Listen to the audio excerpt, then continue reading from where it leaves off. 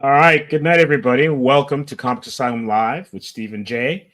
Steve holding down the fort for now until Jay comes along. He's out doing some biz, and I've got returning to the asylum. We have Eric. Welcome, and we've also got Matt from Wham Stand. How you doing? Good. How are you? Thanks for having me. Thank you very much. Excellent. Glad you guys could make it. We're gonna be chopping it up, talking about villains tonight. The heroes of their own story and the ones that we love to hate and sometimes love to love. So we're gonna dive right into it. I was thinking about this after being up at MCAF and over the weekend, which is kind of like an indie comic books fest in Montreal, and just seeing all the product that's out there and all the indie creators. It was great. It was an outdoor event. It was freezing cold and it was raining for a bit, but that did not deter the creators or any of the people coming around to check out what was going on. And it was my first time there, but also checking out what other creators had on their tables and in their booths. It got me to thinking, so what drives us to make these things? And I think back to when I was a kid, thinking of, the first couple of movies I would have seen or the first comic book covers that caught my eye. And even in some cartoons, I love, like, I'm a Spider-Man guy from back in the day, but it's his villains, right? That really kind of popped out. And so for me, at least, a hero's only as good as his villains or their villains. Yeah, definitely. Love that. Yeah. So, let's kick it off with Matt. What to you makes a great villain? What makes a great villain? I guess somebody who has like a compelling reason to be doing what they're doing other than just smashing and grabbing things. But I guess that could be fun as well, smashing and grabbing things, right? But I don't know. I mean, to me, one of my favorite villains is Maestro, and he just kind of smashes and grabs things. So, Right. But yeah, I think just having a compelling reason on why they're doing what they're doing, or maybe even just, I guess sometimes the way they're going about it, right? Sometimes just how they destroy things, or what the writer did with their magic or whatever is, makes a good villain, I suppose. But yeah, I think, just a compelling reason to do why they're doing what they're doing. And what about you, Eric? To be honest, I love this question because villains can be so awesome, man. And sometimes it is just their look, or sometimes it's just how pure evil they can be. My favorite part of a villain is usually how much you can connect with them. Whether it's like you're sympathizing for them, or you're trying to see eye to eye with their, like you said, their reason or what they've been through to bring them where they are. So I guess it's their character rather than their villainy and their reasons and what they're doing, but more so who they are deeper down. I love it. Some of the psychology for some villains are like the coolest. For sure. Yeah. And I would argue that even though it kind of waxes and wanes sometimes, by having expanded storytelling opportunities in long form, like TV series and whatnot, we have been able to get, I guess, more of an insight into what makes a villain tick. Mm-hmm. And I would argue that almost since the 90s, with the kind of like the anti-hero kind of twist and turn that we've had in pop culture, that villains are kind of our heroes now. Like they're the anti-heroes.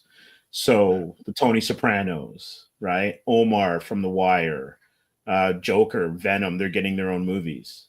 And so we've entered an age where it's not necessarily as the old stereotypical white hat in Westerns was the hero. I think we're cheering for the black hat a lot of the times, or at least the counterculture underdog. Definitely. I feel like people want to see that dichotomy, right? Not just, oh, hero's going to go take down the villain. They want to see what the villain has to say, kind of thing, which is so cool. Yeah, I also just feel like everybody, the hero story has been told so much, right? Like there hasn't really been any cool like villain stories told, and I guess you can't really like promote violence mainstream like that, right? Like that's probably why we haven't had any crazy like villain stories, right? But I mean, yeah, I mean, I guess we kind of had, but like, just like a true, just every hero loses kind of story. Like I feel like we can't really have that, right? You can't really necessarily promote it, but yeah, I mean, for the last 100 years, right? The heroes always won, so I think everybody's looking for changes now, right? Or yeah, like you said, connect with a villain and maybe they end up winning, or you see their side of the story and they end up winning. So yeah, no, it's definitely, and then I think, right, you have so much bigger imaginations, I think like maybe even like an easier path for people to be able to share their stories. So those stories come out. So yeah, no, it's definitely cool like seeing all the, and especially just like with graphics and how crazy people can draw now. It's some cool stuff coming from villains now. You can make them even cooler than they were. Oh, Yeah, definitely. definitely. Definitely. I would argue, being a kid of the 80s, that GI Joe and Transformers with Starscream, Deathstroke, they were some of the drawing cards. Like, don't get me wrong, Snake Eyes was cool, but you throw in Storm Shadow, Starscream with that voice, they were the more compelling characters a lot of the times. Right. I think I definitely agree for Transformers. Oh, Pardon, say that again, Matt? I was saying a little bit before my time. My brother was a Transformers and GI Joe guy. I was more of a Ninja Turtles guy. Well, Shredder, right? Like Shredder's awesome. I mean, he was probably one of the first of my favorite like villains, right? Like just somebody you could he was cool. He's like however they drew him, but like he was just cool and you just kind of liked him, right? Like, so I don't know. I enjoyed Shredder. yeah, definitely. And you want your hero to get tested, and I think that's why characters like Batman and Spider-Man are so popular, is that they've got an interesting array of characters and adversaries that not only are kind of cool but also test them. Not only test them in terms of like how are they going to not only defeat them, but then how do these characters also not interfere with their everyday lives? So how does the Joker then interfere with Bruce Wayne's day to day, or his relationship with Alfred? And sometimes these villains, the superhero life bleeds into that, because Bane killed Alfred, I guess about a year or two ago. Mm-hmm. Gwen Stacy was killed by Green Goblin decades ago, and there are many other instances where striking out at the hero's personal life is one of those markers that's always there. Yeah, that's what's been really cool about villains anyway, coming up to present time too, is you've gone from the classic hero's going to take down the villain, but we've been getting for a while, but still, especially recently, you've been getting the prevail of a villain, of just kind of striking back, like you said, killing off important characters to their, not just to, let's say, Batman, but to Bruce Wayne.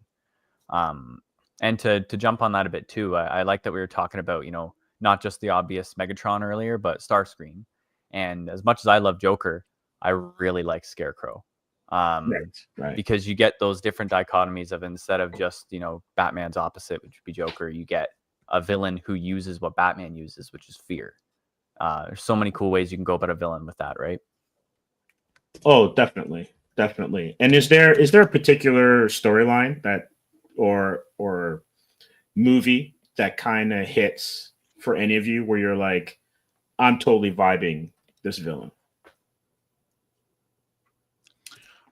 You go have at it, Eric. It's funny. I just finished. I don't know if either of you watched Lost. No.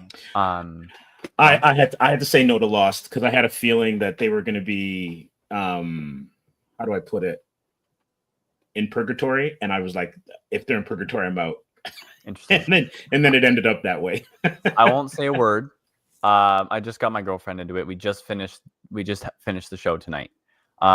There's a really, really well written villain in that show, and his character development from the start all the way to the end is incredible. It's Benjamin Linus, and he would be one of my favorites, where you see him and you're like, oh, this guy's gonna be nuts. Like he's gonna be crazy. And there's so many things he's doing, and you're like, why is he doing it? And why is he hurting these people? And blah blah blah blah. And by the end of it, you end up really loving him, loving his character, and he's grown. And yeah, that's a villain that's really stuck out for me. For just a cool villain, I've like I said, I've always loved Scarecrow. I love the look. In the Batman, like Batman Begins, he's just awesome. In Arkham Knight, he's just creepy, and all the cool effects you can do with him. And like I said, when you got a hero who uses fear, and then a villain that comes up to him and puts fear in him, I love that. It's so cool to see like Bruce Wayne and Batman have to battle out their fears while trying to instill it into their villain. It's awesome. Yeah, definitely. What about you, Matt?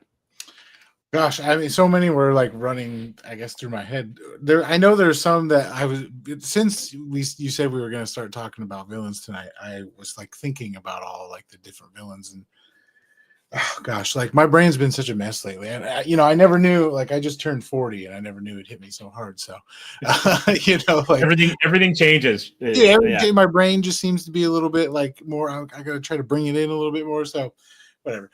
But like, I mean, I think I've always maybe not rooted for villains, but like I've always tried to understand them in certain parts. I mean, I think in my life, I've always like if I was, I ended up going to culinary school, but I think if I went to like any sort of like academia school, I'd be like a psychology person. So like I'm really, I'm really always kind of into that stuff. But I mean, I guess the one that kind of more or less cliche and everything, but especially like in recent years, but I like Thanos, like really like I vibe with a lot. I really vibed with him a lot before, like in like the comics, just, trying to prove yourself to somebody, just the love for somebody. So you go across the universe, right? But in this case, it's, kind of murdering people, but but also I think the way in the Infinity Gauntlet series and Endgame and everything like that, I really just enjoyed the way the arc and everything like that. And like you were saying, like in today's day and age, he won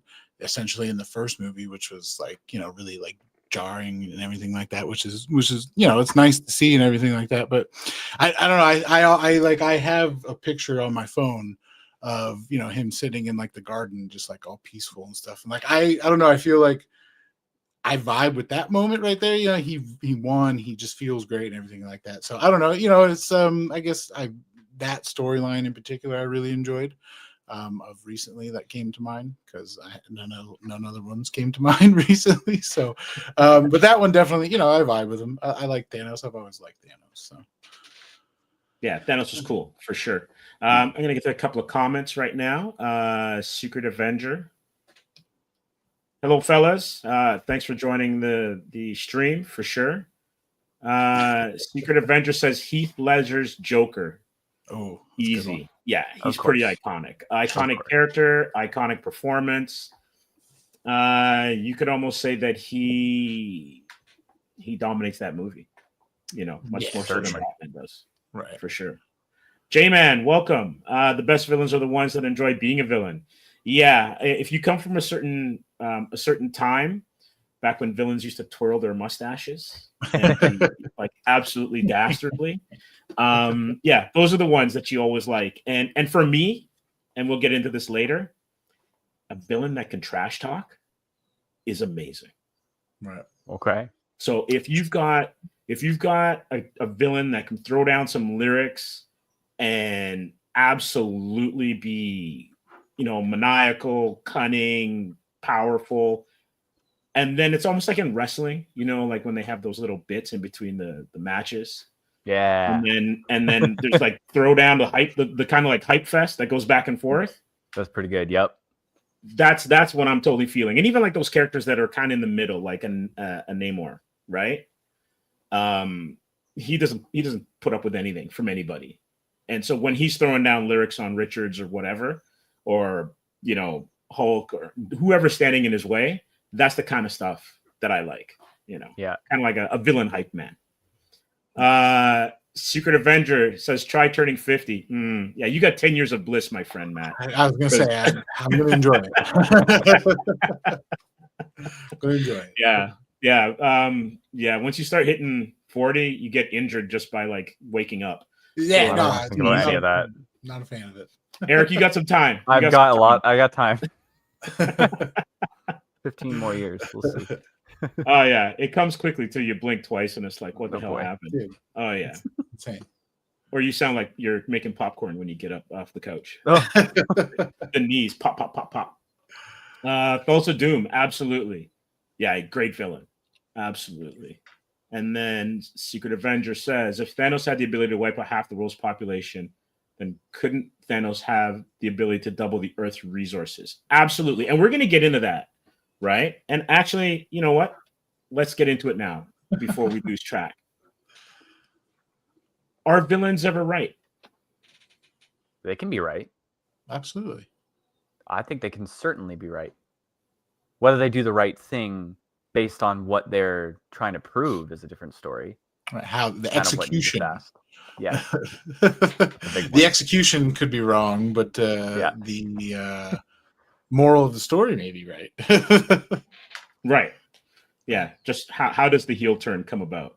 And that's a great way of looking at it, because especially with Thanos, where you're like, you have the power to kind of do anything, and your first move is to eliminate people as opposed to making more.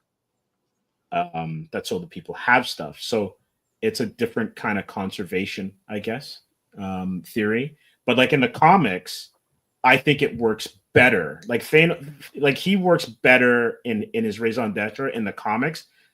And Matt, you can get in this because he's your fave, because he's in love with the character Death, the Right. entity of death. So wiping out people makes sense. It's like a show of love to her, right? And they don't have that kind of a relationship in the movies because that character doesn't necessarily exist. I guess the closest you get is Hela in Love and not Love and Thunder, but Ragnarok. Mm-hmm. And it's one of those things where when you kind of tweak something just slightly, it kind of can make you lose a little bit of the steam that goes behind a character. Yeah, I mean, also, I feel like even with Thanos, like, in the MCU, right? Like, I can kind of vibe, I can kind of understand with why you would rather kind of, I don't know, it's almost more or less like teaching people a lesson, right? Instead, as opposed to like saying like, hey, stop being greedy. Here's more, right? As opposed to, okay, well, stop being greedy. We're going to just remove half you. So you remember, maybe you guys should stop, like being that way, and then you change, right? So like, right. There's many different, there's perspectives, there's deeper meanings behind it, right? Like, I just like, even just when he was, talking about, in the MCU, when he was like on Titan, right? And like how he tried and nobody listened to him, and then everything happened, like you're going to get upset and you're going to be mad. You're going to want to like teach people a lesson, right? And like, instead of giving them what they want, like you gotta, that's like you said, like a hero's only as good as their villain, right? Because a villain is going to make the hero, a villain brings a hero out in a person, right? So like, the reason you like Spider-Man is because he could potentially kill these people, but he doesn't, right? Because like he's empathy, right? I guess for whatever the characters is, right? So like, yeah, it's just one of those things where it's about perspective and dealing with, like you can stop somewhere and be like, yeah, cool, here's double the resources. Then what happens when everybody gets even more greedy? And it's going to be a never-ending cycle. So yeah, I think definitely villains can be right sometimes. Execution, on the other hand, may be wrong. Thanos, it's the thought that counts. Right. Right.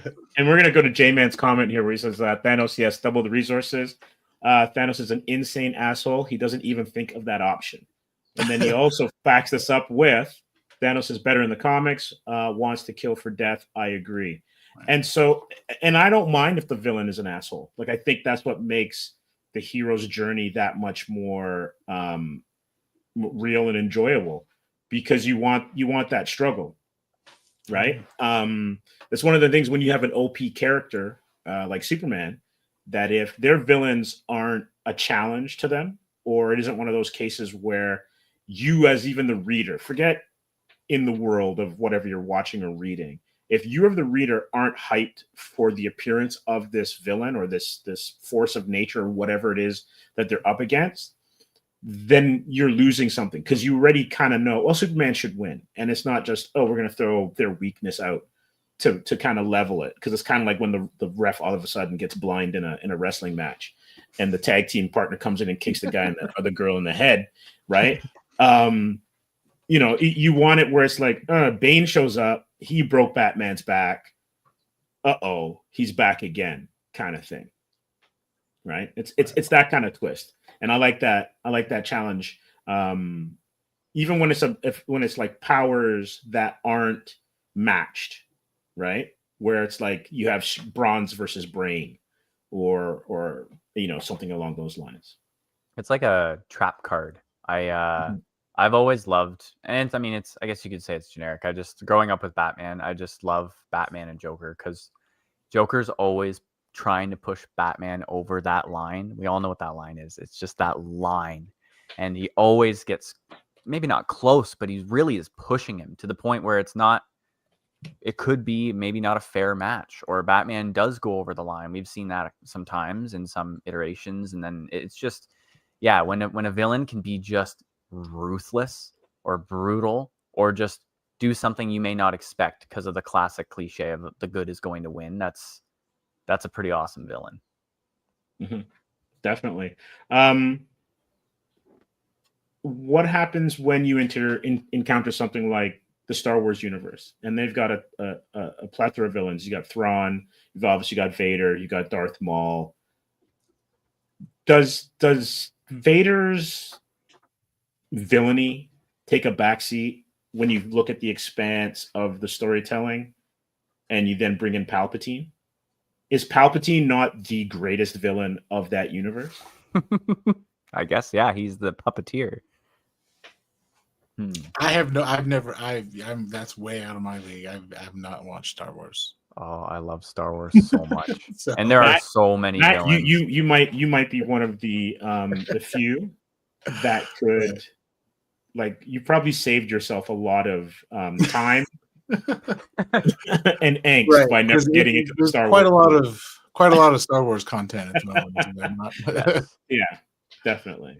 Yeah. So what do you think about that, Eric? Is it the Palpatine story, or is it the Skywalker / Vader story? It's funny because Palpatine really should be that ultimate, you know, but it never really, as a kid at least, didn't stick with me fully. It was the smaller villains that stuck with me. I freaking Boba Fett was my favorite character of all time in Star Wars. And I will admit, unfortunately, I have not seen the show. I'm not very caught up on the shows right now. There's so many. They were doing a Marvel and they were just pumping them out, but we could talk about that another time. But I'm not fully caught up on that. But Darth Vader, you know, iconic, so cool. Like, as a kid, you just want to be Vader so bad. And you know, watching the originals, and he's evil all the way to that last point. And then watching the prequels, and I loved the prequels when I was a kid, and I still do. Getting that backstory build up made me love him even more. It never really baked in my head thinking about Palpatine much, though he was definitely that catalyst to get him to be Vader. If you like Boba Fett, skip a show. Okay, yeah, cool. Yeah. It's not great. You know what? I watched The Mandalorian. Watch The Mandalorian. And I loved it. And then after that, they started pumping out a show every freaking month. And I was like, I'm out. I can't. I'm enjoying Star Wars as I did. I played the video games. Knights of the Old Republic is up there for me. But anyways, Darth Vader's definitely what did it for me. He's everything you want in a villain, in my opinion. Right. Yeah, no, I would agree. And it's funny because I haven't thought about this before, because one of my favorite villains is Doctor Doom. And I wonder, since Doctor Doom appeared, I don't know, 63 or 64, I'm not sure when his first appearance was, if he was an inspiration for Darth Vader. The cape, I would think so. The mask, a regal sense of being, right? If there wasn't a few cues taken from Kirby and Lee back in the day. I would hope so. I mean, Doctor Doom is a huge one for me too growing up. I mean, I watched I don't remember what year that Fantastic Four movie came out. That was my introduction to Doctor Doom. Right. And he's so cool. And same kind of ideals and vibe. It's awesome. Yeah. The Emperor in Return of the Jedi is the biggest asshole villain of all time. I wanted him killed so bad. Yeah, when he got thrown down the shaft, that was amazing. Yeah, that's true.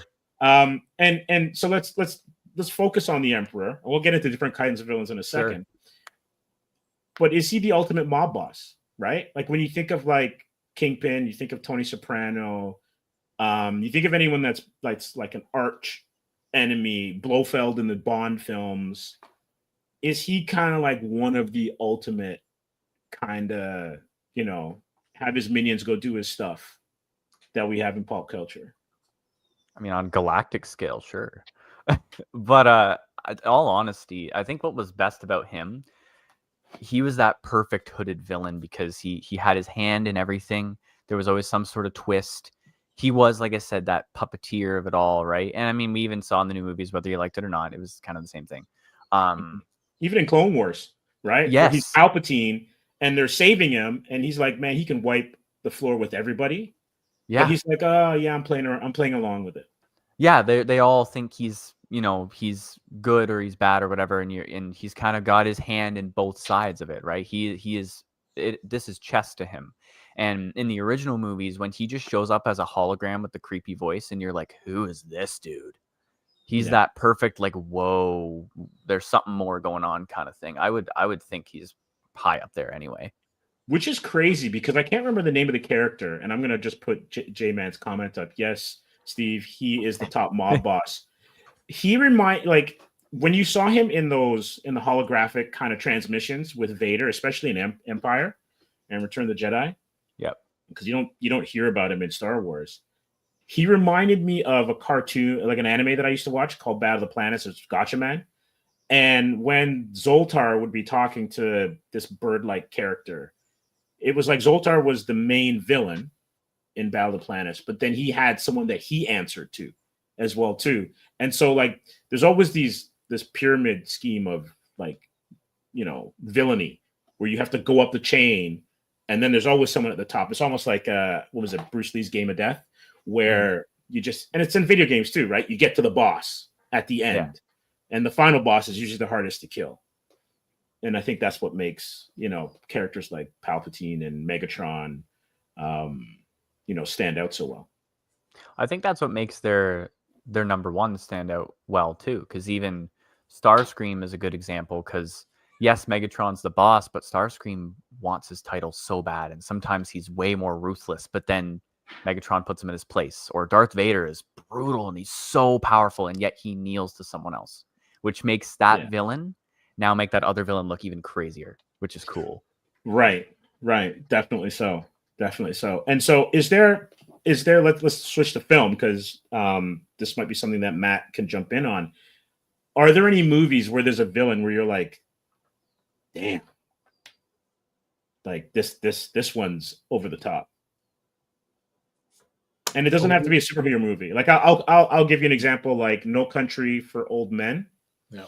I think that's the one with Anton Chigurh, and I think and he was an assassin, and he's just mad creepy and unstoppable. And it's like with the cow prod thing. Yeah, and he had like that weird Beatles haircut. Creepy. Unbelievable villain.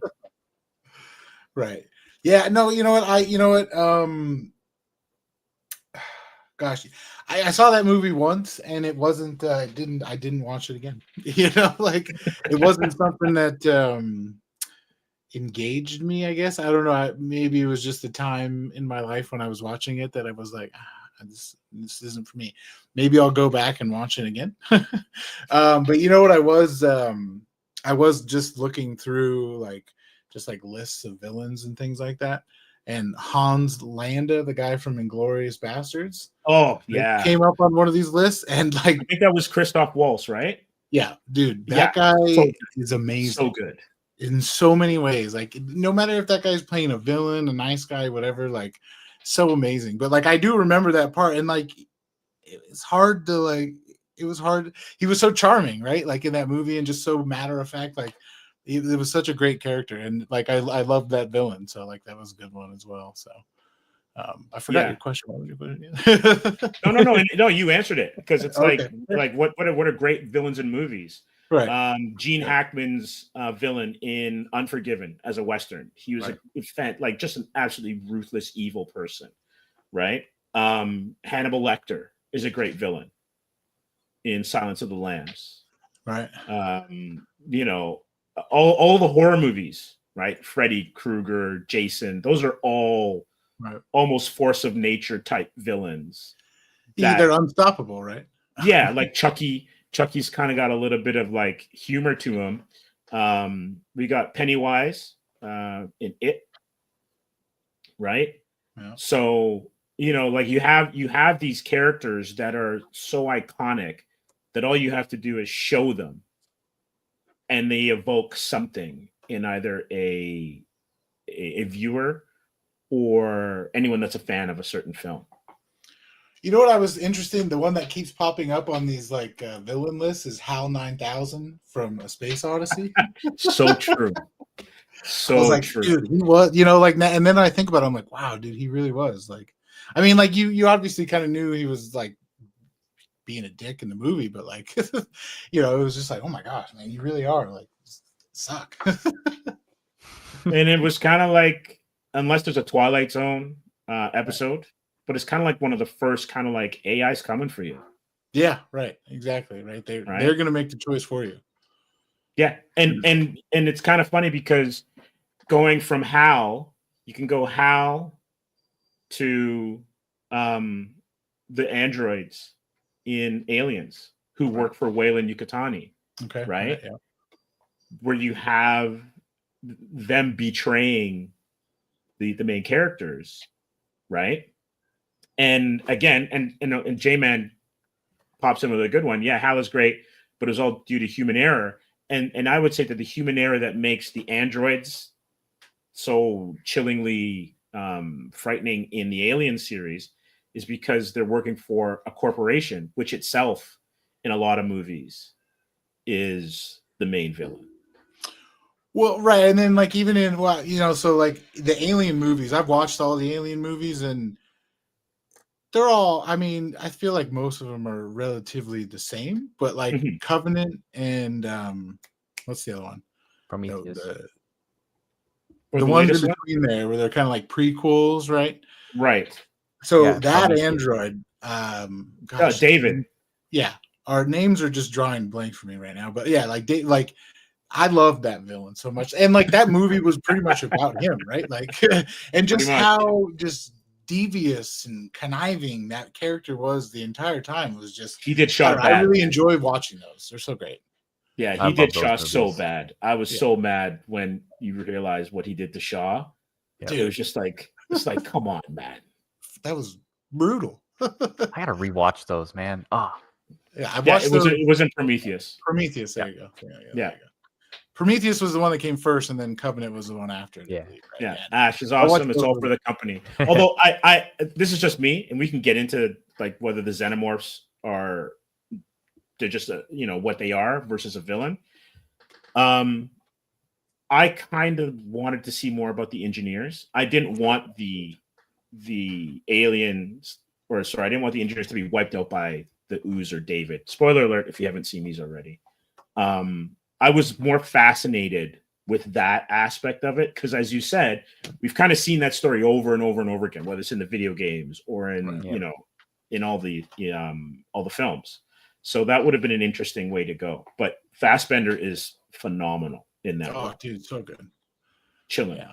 No, and I've watched. I've actually gone way too far into like all the people who do the YouTube videos and like. Oh, it's a rabbit hole. Great rabbit hole for Alien fans. I love it. Dude, for the engineers, that rabbit hole is great. Oh, dude, all of, like the deleted scenes and like all of that stuff is fantastic.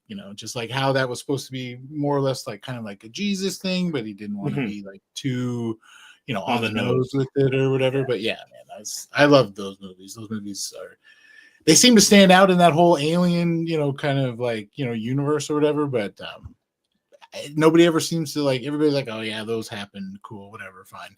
But I don't know. Frankly, I love them. I think they're great. I watch them all the We time. could go on about that. I love those. Are some of my favorites of those two. I remember when they came out. My best friend and I, we are obsessed with Alien, and we were like, "Oh Lord, yes!" Right? Yeah. No, the But, prequels yeah. are great. I loved them. They were. The Did you engineers are fantastic. did either of you enjoy Romulus? I loved it.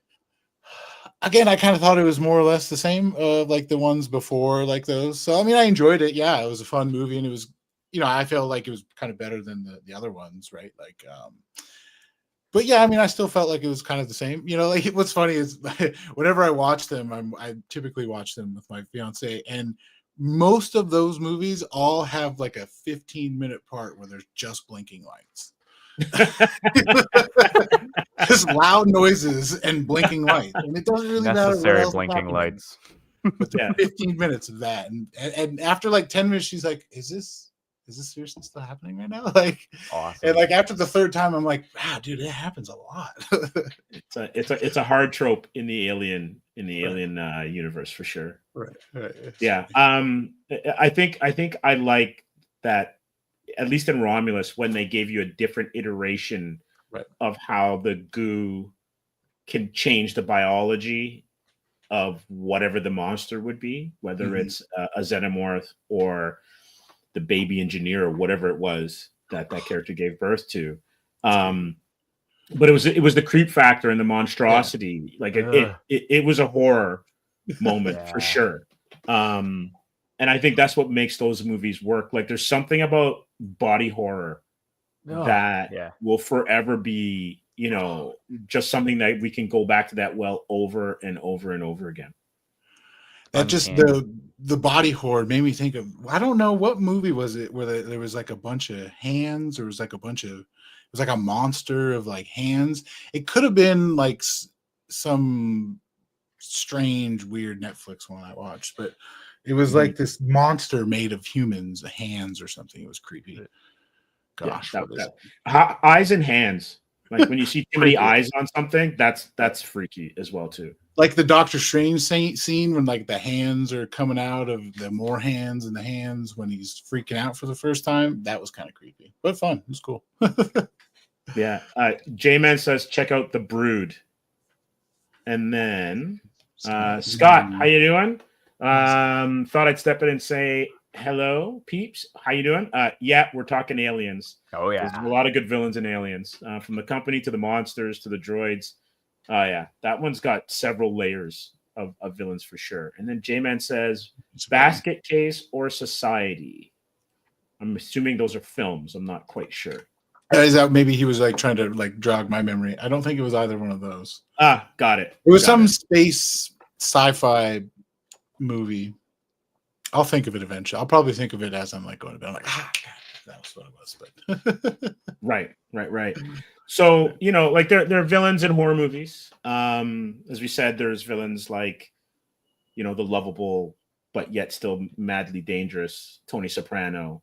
There's Omar in The Wire, who's a bad guy. They're all the Bond villains, right?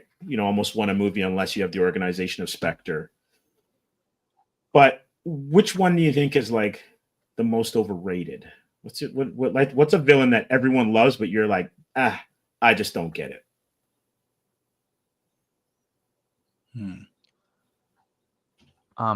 When I was looking up like the top villains, I saw Loki show up. Right. That's weird because he gets less villainy later in the movies and whatever. And I'm assuming it's the movies we're talking about.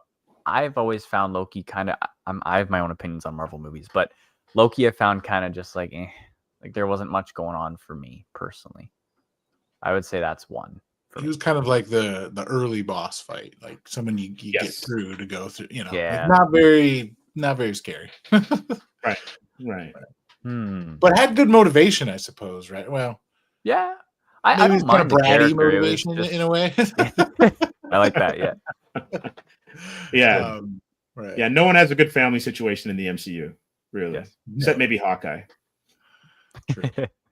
Well, I can't think of a overrated villain. For me, and it's a movie that I can't, like, I just won't watch it because I'm like, it's The Talented Mr. Ripley. Okay. because he gets away with it. Spoiler alert at the end, and I'm like, what? That's it? He never gets his comeuppance, and I'm like, f this guy. I'm done. and like, Matt Damon's so good in it, but I'm kind of like, I just couldn't do it.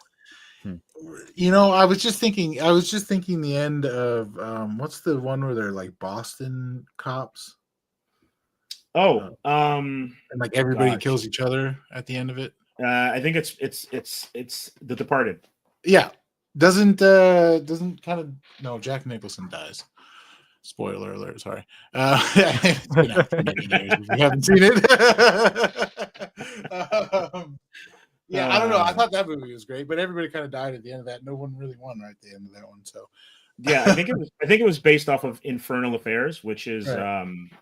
I think it was an Asian film. And Infernal Affairs is fantastic. I think it's better than The Departed, but with that cast in The Departed, you can't really go wrong, as well as the director. But yeah, that's one of those ones where you're kind of like, Just kind of left wanting more, I guess. Yeah. Also, too, Gone Girl. Okay. The villainess in Gone Girl. It's like, man, she is something else. Just absolute evil, and just slowly drags Ben Affleck's character absolutely down into the depths. It's brilliant and brutal at the same time. She's great. I watched that for the first time recently, and like, I always heard stuff about it, and I was like, oh gosh, I'll watch it. And yeah, wow, that was I felt kind of gross at the end of it, like I just felt so bad for him, I was like, damn, that's brutal, Yeah. What was the movie I was just thinking of?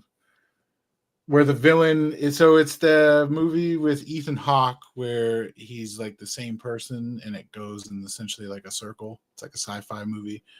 Oh, yes. That's a great film, actually. And like the villain is the bomber. I'll look it up.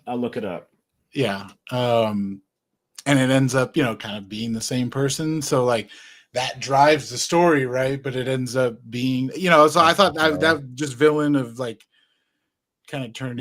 Was it Predestination? Yeah, I think it's Predestination. Yeah, that was good. Yeah, I thought that one, like, like everybody's doing all of this to fight this villain, but in the end, it all needs to happen for the particular. I don't know. I watched that movie a lot too. I thought that movie is really fun. Yeah, it's one of those ones where you can't like it's so involved, right? And the things about it are so good that all you can do is go with it. And right. It's like the twist is an interesting twist, especially with the way things are in the society we live in now, and because it's like a closed loop. And it takes a really interesting look at time travel. Mm-hmm. It's so good. I recommend anyone who hasn't seen Predestination to give it a shot. And check it out. It's fun. Sarah Snook, I think that's her name, who plays Shiv on Succession, is great in this movie. Yeah, so I've watched She plays the daughter in Succession. It's a great one. Yeah.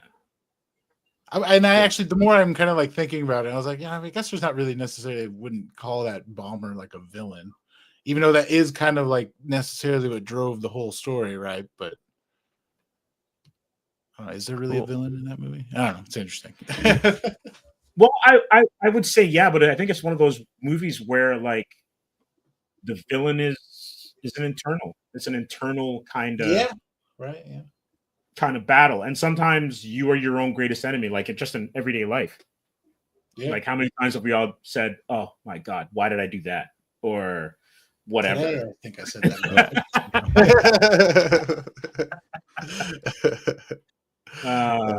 For sure. Hold on a second. J-Man was like, this is about talented Mr. Ripley. He was talented, that's why he wins, LOL. Haven't seen it since the theater. Yeah, and the thing about it is he's so good and so slick, right? And then also close to getting caught, but then it's just like it's just maddening how bad it is. Yeah, no, that's a good movie though. That's for sure. Yes, it's a great movie. And then there's the It does hands kind of and leave hands you at grab. the end. You're like, all right, well. Yeah, it's one of those ones where you walk out and you're like, and I was just pissed. I was like, damn it. You know, whatever. Got away again. Yeah, for sure. And Infernal Affairs was a Hong Kong flick.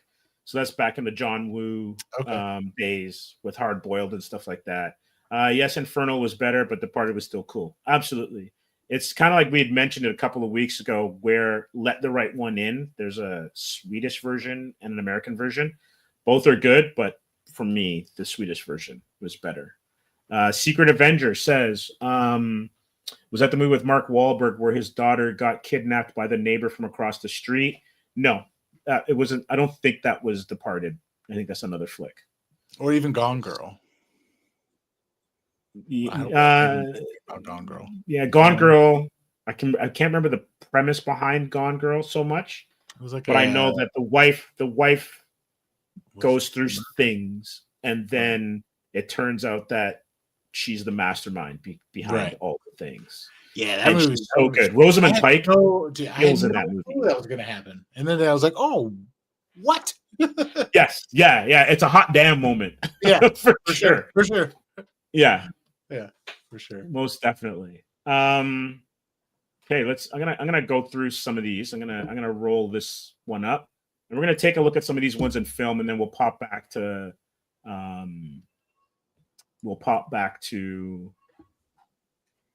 comics and whatnot. So we're gonna go the greatest movie villains of all time. So we have got. I'm just gonna do a fast stroll up to the top. And some of these I remembered, and some of them I'm like, I'm not sure. There's your friend Matt, Anton Chigurh. There's your buddy, the mad creepy from Old Country for No Man. Javier Bardem, man. Isn't he? He's like huge. Or at least they shoot him that way. He's definitely shot that way. So he looks like he's just massive. Yeah. But like you're like, how is this guy? How does this guy keep going? He's absolutely just brutal. A machine. Pretty much. So let me see here. I didn't think Biff would make it. I guess. But I guess so. He's pretty good. He is kind of like the major antagonist of the three movies for sure. Yeah. And each movie, each iteration of Biff is great. I love the one where he's like the big casino owner. It's great. Yeah, I was just thinking about that. That's kind of your ultimate evil Biff. Old Biff. Yeah, old Biff, man, for Absolute sure. Biff. Absolute Biff. Norman Stansfield from Leon the Professional. I don't remember the film. Like I remember the film, but I don't necessarily remember Gary Oldman in it. Right. But it's a great film. That's the one with Jean Reno and Natalie Portman, right? Yeah. That's right. So obviously, the mob boss, the galactic mob boss, Emperor Palpatine, Hans Gruber. Oh no, not Hans Gruber. Hans Gruber. He's so good and so quotable too. Gosh, it's been so long since I've watched Die Hard. I haven't seen Die Hard. You've never seen ever? I know, which is ridiculous. Yeah. Well, you know what though? Don't beat yourself up because it wasn't until a few weeks ago that I actually saw the Godfather movies. Okay, I've been saving all the mob movies the mafia movie because my dad keeps telling me I got to watch them all. Nice. I'm not a big film and TV show person. I'm trying to become better. Right. I have not seen any of the Godfathers either. So. Yeah, and it's kind of funny too because like, wait a second, J-Man's throwing you some shade. I banished Eric from the stream. I'm banished. Actually, you know what? I gotta go soon anyway. Yeah, you do. Yeah. So, J-Man, look at you working magic. But no, Eric, no, thanks for because I know you got to run. But yes. But thanks for joining us. That was it was great chopping it up with you for the time that we were able to do that. Yeah, and thank you very much for having me. And I'm sorry I couldn't stay any longer. I did want to say quickly a villain that I had thought of that I saw on this list that I wanted to mention earlier. That I think is worth mentioning is I believe her name from Misery. Kathy Bates. Yes. That is a villain I wanted to bring up earlier because she is perfect. awesome, and it's brutal, and you're white knuckling the whole time because of her, and it's a villain that sticks out for me very much. Yeah, she's great. She's great. The stuff that she does to James Caan's Oh. legs. Oh, Oh so man, good. So I'll never good. forget. It was when I first saw that. It was 3 a.m. My friend and I had it on DVD watching, and we weren't expecting that, especially because it shows everything. It's awesome. Yeah, it's awesome. so good. And she's such a great actress too. Oh yeah, that definitely. You can't help but like cringe while you're watching it. Oh yeah. Yeah, this A Clockwork Orange, Alex. Yeah, this character was bonkers. Love it for sure. All right, well, I gotta head out. Thank you very much. Have fun, guys. Absolutely. We'll catch up soon. You take care of yourself. Definitely. Take it easier. Have a good night, guys. Night. And I'm gone too, I guess. Oh, no, you're back. when I removed him from the stage, and then he moved over. Gotcha. To where you were. So J-Man says, wait, none of you have seen The Godfathers. I banish all of you. Well, I've actually seen all three. I saw all three of them all in one day. And the weird thing about watching it now, one day, it was like, I think it was a Sunday or something. And Matt, the crazy thing about it is you watch it now and you're like, I understand why this movie is, or these movies, the first two, the last one is very mid. I understand why these films are so seminal, but as I'm watching them, it's kind of like, they're okay. But the reason is because everything we've watched since is derivative of it. For sure. Right. And like, I mean, I always think about, I love watching movies, like older movies. Like I watched the Day the Earth Stood Still, like the original 50s version. Right. And just, thinking about the time when they were made, how amazing they probably were at that particular time, right? Like now, gosh, you can turn on YouTube right now and watch a movie that somebody posted up earlier, and like, I know it'll probably be pretty good. Like there's a lot of movies out there, and it's just, right. So like a 3-hour movie back then, a really good movie back then, just a decent movie back then was a lot better than it probably would be now. I don't really have like 9 hours to spend on watching movies these days. So for sure, everyone's so busy. Yeah. Right. Yeah, definitely. Yeah, no, I mean, and exactly right. It's a derivative of all the movies we've seen today. So we've kind of already understand it. We already know it. And it's just done in a quicker, easier fashion these days. But I definitely have to watch them one of these days for sure. I feel like I owe it to at least my dad because he's always telling me about it. Like you don't like once you see The Godfather, then Tony Soprano makes sense. Oh yeah, I see him. Oh, I get Kingpin.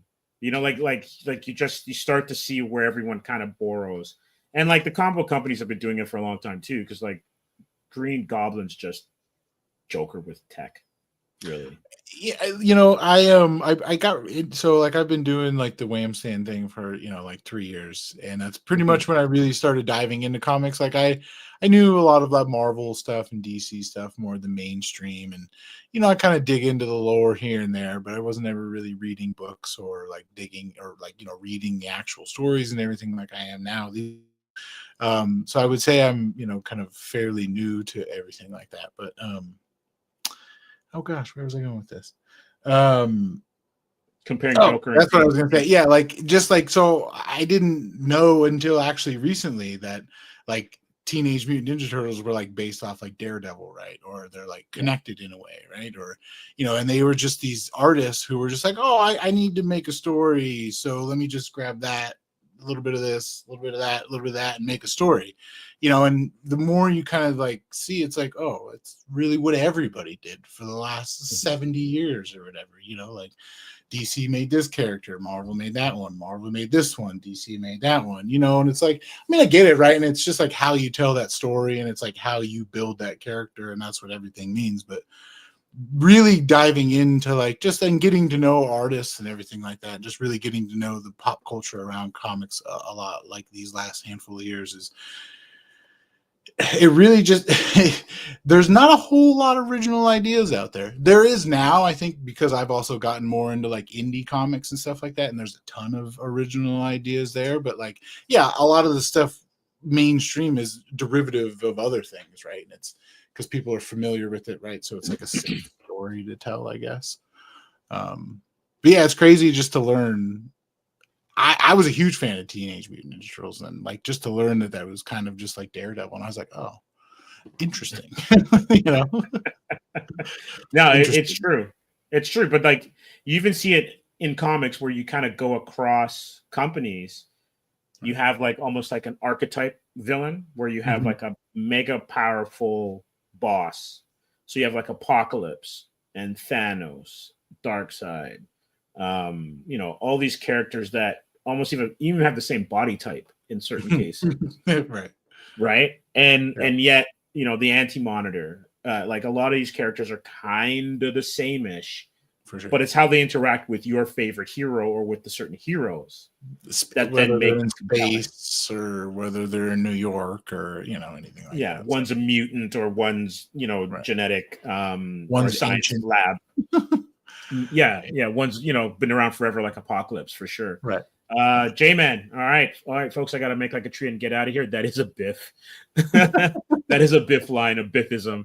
All right, take care. Thanks for joining us, and I will see you. If you don't know about J-Man's channel, please check it out. He looks at a whole bunch of pop culture stuff, Avengers comic books, goes over the old Wonder Woman series. He's even looking at Space 1999, which still has one of the banger theme songs of all time when it comes to TV shows. And speaking of, because you were talking about old time stuff, Doctor Who is a series that I grew up on, and then I kind of stopped watching it in the 80s. So I think Tom Baker was my favorite Doctor Who.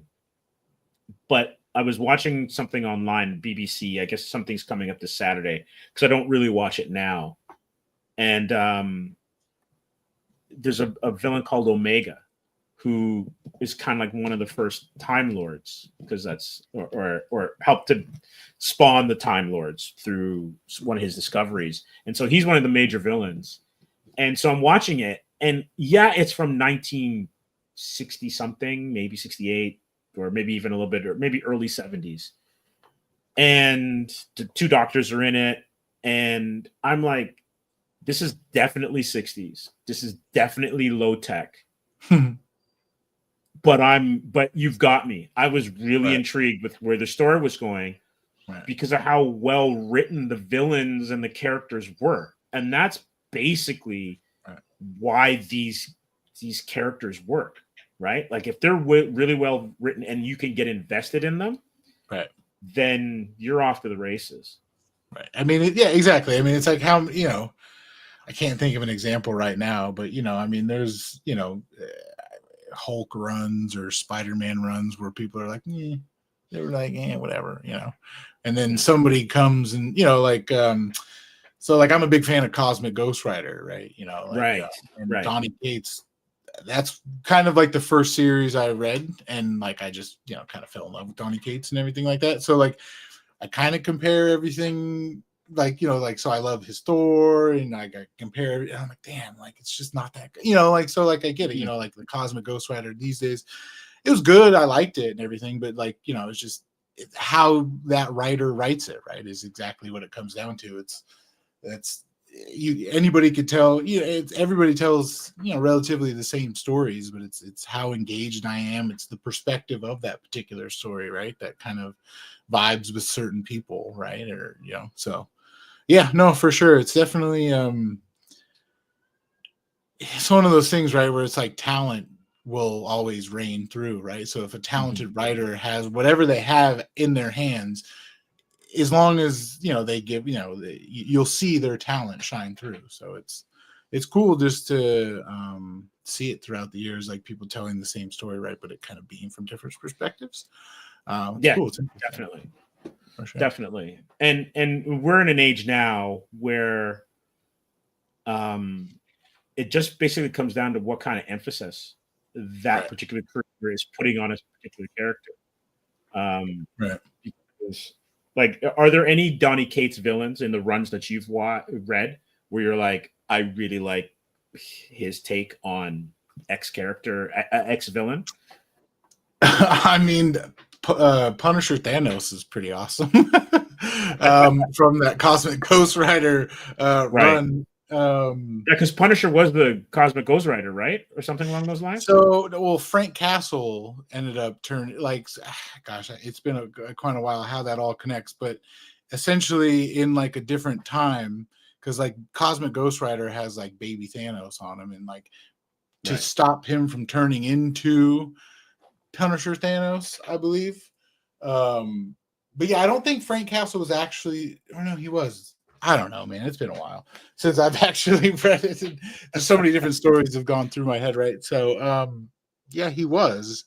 And then I think it was just like an alternate universe or something like that where Punisher or Thanos ended up becoming the Punisher or something like that. But yeah, right. I can't think of any off the top of my head, but right.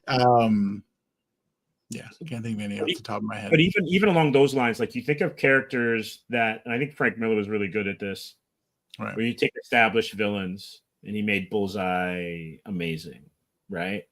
And like, so because he leveled up Daredevil for sure. And his leveling up of Daredevil is what gives you TMNT. I think of Batman the Animated Series and introducing Harley Quinn. And then I think Batman Adventures was, I think, her first comic book appearance. And now she's headlining movies because she's so compelling. And you can argue that if Joker's tired a little bit, Harley brings just as much energy. Oh, yeah, for sure. Right? Especially in modern times. Yeah. And you factor in that now you have a female audience that will connect to her maybe more so than Joker. And yeah, I mean, it levels up Joker too, right? Oh, absolutely. and in turn levels up Batman. Right. Even more. Yeah. Right. So like you have a character like that who gets introduced, may not get as much play from the creatives. And then it turns out like, oh, someone comes along, understands the character, and then makes them like iconic. And then when you do that, and you already then, if you're like a Batman stan, and you can, you know, he's got a murderer's row, literally, of villains. Right. You're just adding another one. And I think there's a new one called Punchline in recent Batman books. There's the Court of Owls. That's amazing. And then you're putting them with the Joker, Two-Face, Penguin, Bane, Batman and Spider-Man. Their villains are so good. They loan them out to other heroes for sure to be their arch enemy. Yeah, right. Because everybody loves them so much, and they've become so iconic themselves. For sure. Yeah. No, it's you know, it's kind of funny that way, for sure. One was just running through my head when you were mentioning all of them. A Batman villain? Was it a Batman villain? I don't know, man. Right. I don't know. It's towards the end of my day. The end of my day, I use my brain up trying to 3D print all that stuff. So it kind of turns to jelly towards the end of the day. For sure. Well, you know what? We're going to come back to some villains. Let everyone know what Wham Stand's all about. So yeah, thanks, man. I appreciate that. Yeah. So Wham Stand, I started doing it about 3 years ago.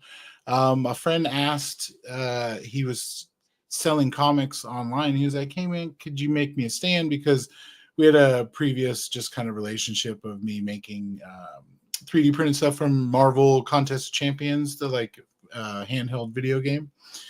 So he was just like, "Hey man, I know you make stuff. Could you make this?" And I started working with a local shop and just started ideas going. So basically, I make like stands for comics. They work for vinyl records and all that kind of stuff. And my little shtick is these Wamblems, these magnets that can go on these stands that I make. They go on this magnet, this magnetic. It's a mic holder. So you just kind of twist it off, and it holds a wireless microphone. It'll also hold a wired microphone. There's a hole that runs all the way through the bottom. This is on a stand, so it also holds the magnets. So yeah, I mean, and they're pretty inexpensive to make. My 3D print all this stuff. I make a lot of different things. Like the spinner rack there. Just introduced the trading card spinner rack. And pretty soon, probably in like the next week or so, I'm introducing the second generation of the spinner rack, which is like a complete modular system where it won't be just for comics. It'll be for trading cards, books, postcards, stickers, all kinds of stuff. So, just basically, I look at myself as solving problems or coming up with solutions for comic book people who sell at events or people who just sell online. I work with a lot of shops. I really just try to come up with solutions for people's, I wouldn't even call them like issues, but just try to help people stand out at comic conventions or stand out online, or just want to display your books at home. Like I've never really been one to have a bunch of things until I kind of got into this whole comic book world, and now I have a whole bunch of things. But like displaying like comics on the wall and everything, just all the different ways to display them, and just kind of enjoy art. I mean, that's the way I've always been someone who's into art. So being able to help artists or even just support them has been quite the experience. Like I myself, I don't really do drawing art, but I've always been really into it. So as you can tell, I have tattoos and stuff, so I'm always really into art. Just being able to help them either sell their stuff or display it, it's fun to be a part of it. That's pretty much it. I'm always coming up with new solutions and ideas for things. People are always giving me ideas for things, making keychains, all kinds of stuff, so Right. yeah. I mean, that's kind of like that one, the thing you're showing right now to the left with the Guardians of the Galaxy comic, is I know like taking pictures to sell comics is it's difficult. It's not that difficult, but it's like it's frustrating. It's it's frustrating. It's a bit of a challenge. Right. Right. Yeah, it's frustrating. How do you get them to stand up and then make them look cooler? You're shooting down all the time. Yeah, or you're always having glare and all that stuff. Yeah. Right. So I tried to come up with this solution. It's just a stand. It's just a simple stand and like a phone stand, right? But they're both just designed at the same angle to, just kind of help reduce glare or at least help you be able to manage it. Yeah. So as long as the phone and the comic are pretty much always in the same spot, you put your light always in the same spot. It's easy to just kind of like move comics in and out fast as you're taking pictures for them. I found it works great for, I'm drawing another blank. Hip Comic, right? They have their own little thing, or even like CLZ Comics now. You can like scan the comics into your collection. Right. It works perfect for that too. You don't have to necessarily be selling them. So it's just an easy way to, you're just easy to just kind of cycle through it as opposed to putting it on the ground, holding your phone, doing all that. So, just simple solutions like that. I'm working on one where the phone will be, down, so even that you won't even need a stand. It'll just be a stand for the phone, so it's just holding it down, so you can just cycle it like on a table. So just try to come up with different solutions to help people out essentially. And it's great with 3D printing too, because like I can have a concept or an idea in the morning and I can actually physically have that concept by the end of the day. So it's pretty neat. No, it's great. And I know that you and I are working on something for Atrium. Yeah. And so I can't wait to show everyone what you're working on for us. And it's pretty neat. It's actually one of the central things that is part of the Atrium story. So you gave us a couple of samples back in the day, and they were absolutely amazing. Awesome. So really well received. We were actually I'm going to actually add Jay to the stage. Jay, welcome. Hey. What's going on, guys? Good to see you. Good. Jay, this is Matt. What's going on? Been a rough 48 hours for me. Oh, hopefully happy you're here. Yeah, we're just happy you made it and you're smiling, so that's good. Oh man, I gotta tell you, it's freaking crazy. Like What a marathon! Holy crap! That was. I don't know if you guys saw the fundraise that we did. It was Yeah, it was crazy for the He-Man movie. yeah, it was nuts. Oh, Like wow. Cool. like down to the wire. Like I'm always a positive guy, but it's one of those things. You know, you just don't know how a Kickstarter is going to go, right? And they were asking for 60K, and 48 hours prior, they were at what was it, 40K. Oh, wow. So they had a 20K Bump at journey, the end. and I just said screw it. We're gonna go on for 48 hours, like basically for the most part. I mean, like, you know, we did a 12-hour stint, then we did another 6-hour stint, and then we did the final 2 hours, right? But right to the end. So at the beginning of the 48 hours, we were at, like I said, we were at 40K. Then by the end of the first 12 hours, we got up to 45, right? So you're thinking to yourself, you're basically thinking to yourself, all right, this is probably not going to happen, right? You got Mathematically. you got 24 hours, like quite literally 24 hours left to go. And literally myself and Dave Wonder, we just said, screw it, let's just do this. So 6 hours later, him and I were on the stream, and by that time, thankfully, it had gone up to about 48. So, like, you know, they got another 3,000, but it had died at that point, right? So then, literally, me and Dave just started pushing, and one thing that a lot of people just don't realize, and a lot of people just don't. I guess people are shy, you know. But no, sorry, people are you know, it's not shyness. You know what it is? People are cognizant about other people's attention spans, I think. And I think that people just are concerned that if you keep spamming your social media, that it might annoy somebody. And here's the thing about that: that you can't care when you're trying to raise money. you just gotta just do it, man. Just do it. Every hour, I was here. Let me show you.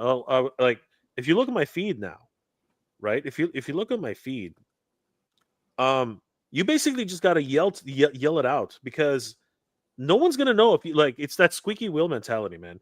No one's gonna know if you don't say something. So this was us like 2 days prior, right? Let me just lower the brightness on that. So this was us what the hell? This was us 2 days prior, right?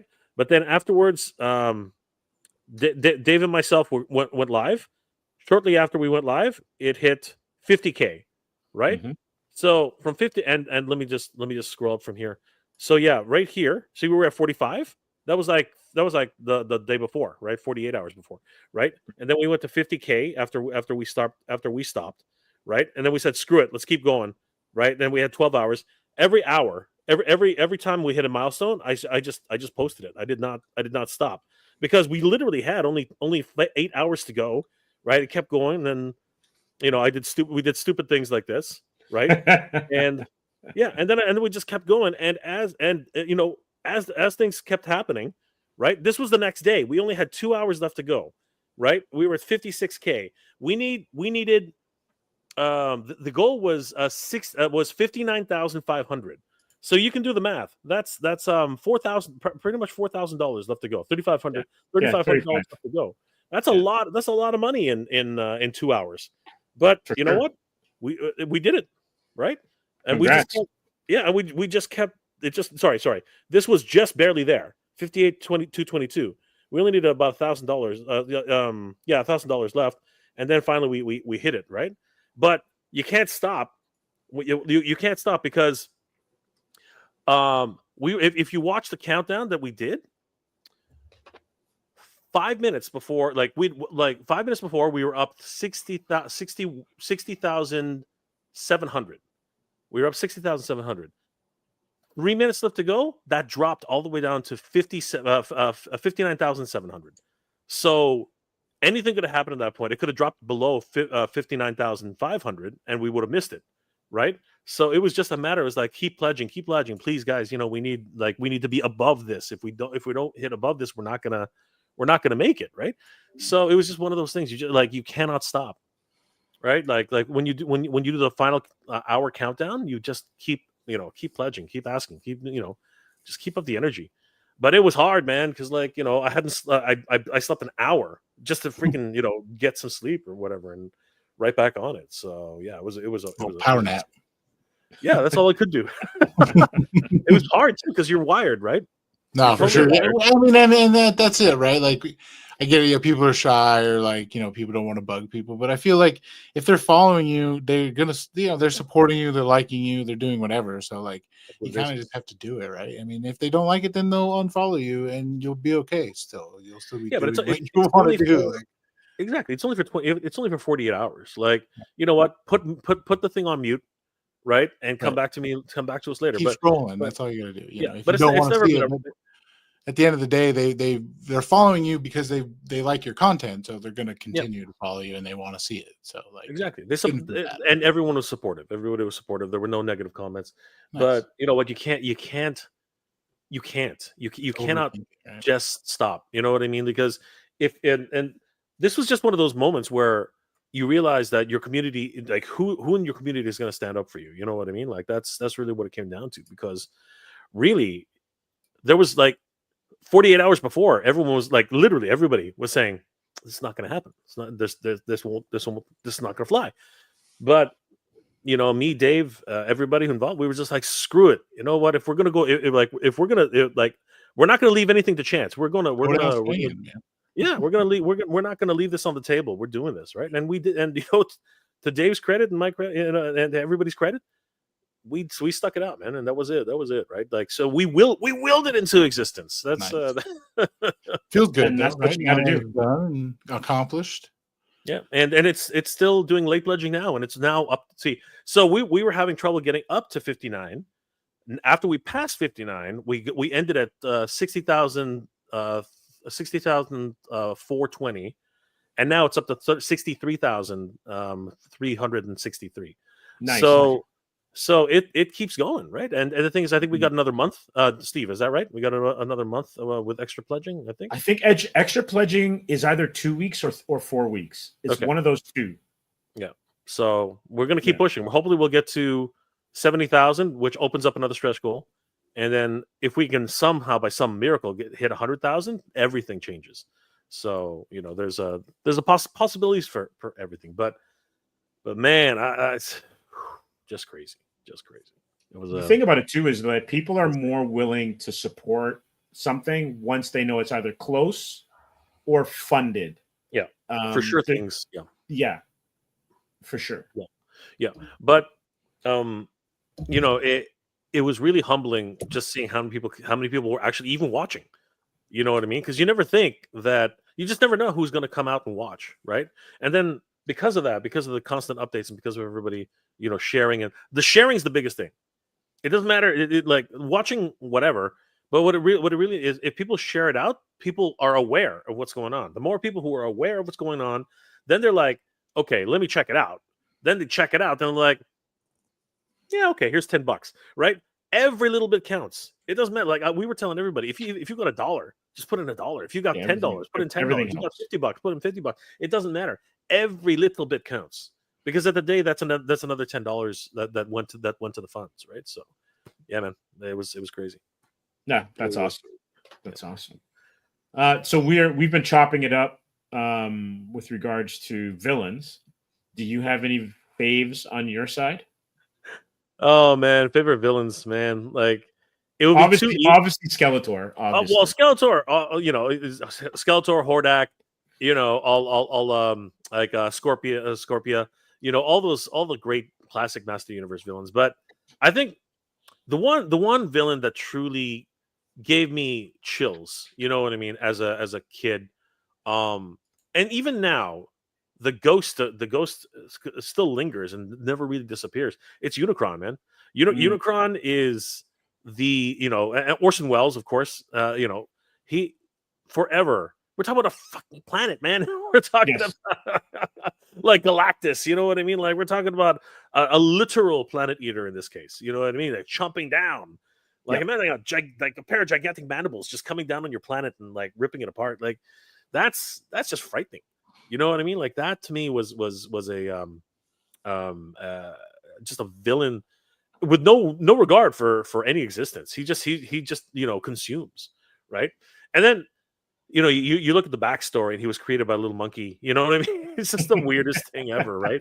So it's got a lot of character. You know what I mean? And the lore behind the whole thing. And now talking about how he has a brother called Primus. You know what I mean? And Primus is actually in many storylines, it's actually Cybertron. You know what I mean? There's a whole like nature of Unicron on that level. But yeah, man, like today though it's very popular, and I don't know how you guys feel about this, but what are you guys feelings about the idea that your enemy can become your friend? You know what I mean? Like, does that really work? Like, Vegeta is a really good example of that, right? Vegeta is a character who, at the onset of his storyline, he's just trying to be the strongest Saiyan in the galaxy, right? The in existence, right? But he can't beat Frieza, right? Frieza is just, no matter how proud Vegeta is, he's always going to be beneath Frieza. But then he sees Kakarot, and he's like, this guy's going to take on Frieza, right? And the thing is that he's just a soldier, right? He's not even a highborn, right? But he's just like, how is this lowly soldier able to stand to Frieza, right? And then eventually, he becomes an ally. You know what I mean? But he's always like one toe in the dark and one toe on the light. You know what I mean? Eventually he goes full, hero, but those type of characters are always interesting. Like Omni-Man. I think Omni-Man is a right perfect now, example. Omni-Man is just ridiculous right now, right? Omni-Man is just insane. And characters like that, Homelander is you don't know what's going to happen with Homelander, right? You know what I mean? You're pretty sure he's screwed up, right? He's always going to be screwed up. But I mean, what do you do with somebody like that? The guy just wants to be loved. Is that right? He just wants to be loved. Like, it's just a weird thing with that guy, man. He wants some mother's milk. That's all. Yeah, it's weird, man. Just wants to be comforted. So Yes. weird. Yeah, he's just got an Oedipus Rex complex, and doing his own thing, whatever. Like, I think I agree with you. I think it works in certain cases, but it's got to be a forced, like, where it's like, we're working together, but we ain't going to be partners or friends afterwards. Sure. So I think they're doing a decent job with it in Daredevil with Punisher and Kingpin Daredevil. So Daredevil and Punisher are working together in the Born Again storyline, right? I think that works to a certain extent. And then even sometimes when you see Doom and Reed Richards, or Doom and Valeria, his kid, work together, and stuff like that, that's always kind of cool, because you get it's almost like a forced conflict in the enemy of my enemy is my friend, or whatever. But sure. But there's more forced conflict in the storytelling when that at the end, when this is all over, I'm stabbing you in the back if I can, or at least one of you wants to stab you in the back. So I don't mind it, but it's when they take a really good villain and then they nerf them to make them good. Because like Harley Quinn's essentially part of the Bat family now, in some respects, because it's now Punchline. Because Punchline it's kind of taken her spot. Yeah. Right. Yeah. And that's why I like Deathstroke. Deathstroke is great because he's a bad guy. There's the other thing about that, right? Because, and the reason I brought that up is because it's popular these days to empathize with the villains these days. Why? Like, I'm going to tell you why, Matt. We said it earlier. Oh, did you? Wrestling. Okay. Wrestling. Everybody wants the baby face, heel turn, and then like you're not quite sure, because like whenever there's tag teams or whatever, and like somebody comes out or there's some sort of treachery in the middle of the ring, we have been living off that for 40, 50 years. Okay. And I'm going to say that it's wrestling. What do you think, Matt? Yeah, I mean, I just think we're, like we were saying earlier, man, we're all just tired of the hero winning, man. He's been doing it for over 100 years. I mean, every story, the hero's always winning, I guess, right? So I want to see a little bit of different, I guess. And right, Yeah. we've heard the same story over and over again. So, maybe it's time. I guess you're to hear right. something The Stone Cold Steve Austin, the anti-hero, like that kind of idea, like now Deadpool, right? You just like guys who have a little darker, or characters that are a little bit darker on purpose, and then but like Venom. Venom is like just a force of nature. You know what I mean? Like he's Right. just he takes on the personality of whoever he joins with, right? So it's a symbiotic type of relationship, right? So a more evil character will be more evil, a more good, good-natured person will be somewhat good, right? It's always the thing. It's kind of like the Steve Rogers and Red Skull parallel, right? Where Steve was just a Boy Scout type of so good that he couldn't be corrupted, whereas the Red Skull always just wanted the power, right? So that's but they essentially had the same they went through the same trials, right? Two sides of the same coin. Yeah. Right? Yeah. I think Spider-Man and Deadpool are an interesting combination because like Spider-Man is probably the best trash talker in the Marvel universe. Yep. And Deadpool's probably right there with them. But Deadpool's crazy. And Spider-Man, when Spider-Man's the sane one in a scenario, kind of like, hey, dial down the ridiculousness, that's always a fun kind of dynamic. It's a problem. Definitely got one there. That's true, right? Yeah. That's true. But I know you said that it was definitely something like wrestling related, but couldn't Darth Vader be an archetype for what we're talking about? I mean, like really, in a lot of ways, he was one of the first turns, right, and big turns, right? Because you look at a Vader, he literally is like, and then if we actually get into the prequels, he was really dark. You know what I mean? He slaughtered freaking younglings like like they were chiefs of wheat. You know what I mean? It was crazy, right? So and that so if you're a Master Universe fan, right? You look at a character like Evelyn now in the newest version of Revelation and Revolution, right? And it is what she did, not to be a little ambiguous here, but is what she did forgivable at all?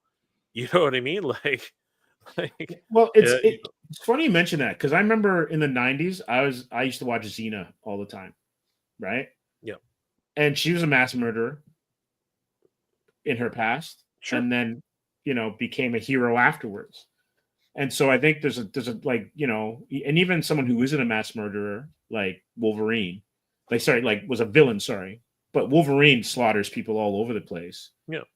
And that's almost key to how popular he is. Punisher's the same thing. Yeah. So but there was always a what's it called? It's like the Batman initiative, right? It's the I have one rule, right? I live by one code, right? As long as I don't break that code, right? Then I'm okay, right? And from the reader's perspective, like they've all done like atrocious things. You know what I mean? Like just absolutely atrocious things. But we accept it because these are villains. These are terrible people, right? But they're still human beings. Again, it's that whole death penalty thing. Like, does this person really deserve to die? I mean, like, you're basically killing. You're basically saying that you shouldn't murder somebody, but you're murdering this guy, right? So, where is the line drawn? It's that morality that unfortunately we all wrestle with every day of our lives. So I'm going to ask Matt this question: a character like Wolverine, is he a hero because he kills the right people? I mean, yeah, right. I mean, that's really what it comes down to. I mean, if we're gonna make it black and white, like, yeah, I guess, right. I mean, I feel like it's more gray in that typical situation, but it's just the one worse guys. There's just somebody doing worse stuff, right? I mean, you got to stop them, and I mean, it's also one of those. You could also say he's a hero because he's doing what's necessary, right? But maybe Thanos was doing what was necessary, right? Yeah, I mean, you're doing, it's, like Spider-Man, right, doesn't like, he always seems to have extra problems because he's not putting down the villain once and for all, right? So like, Yeah.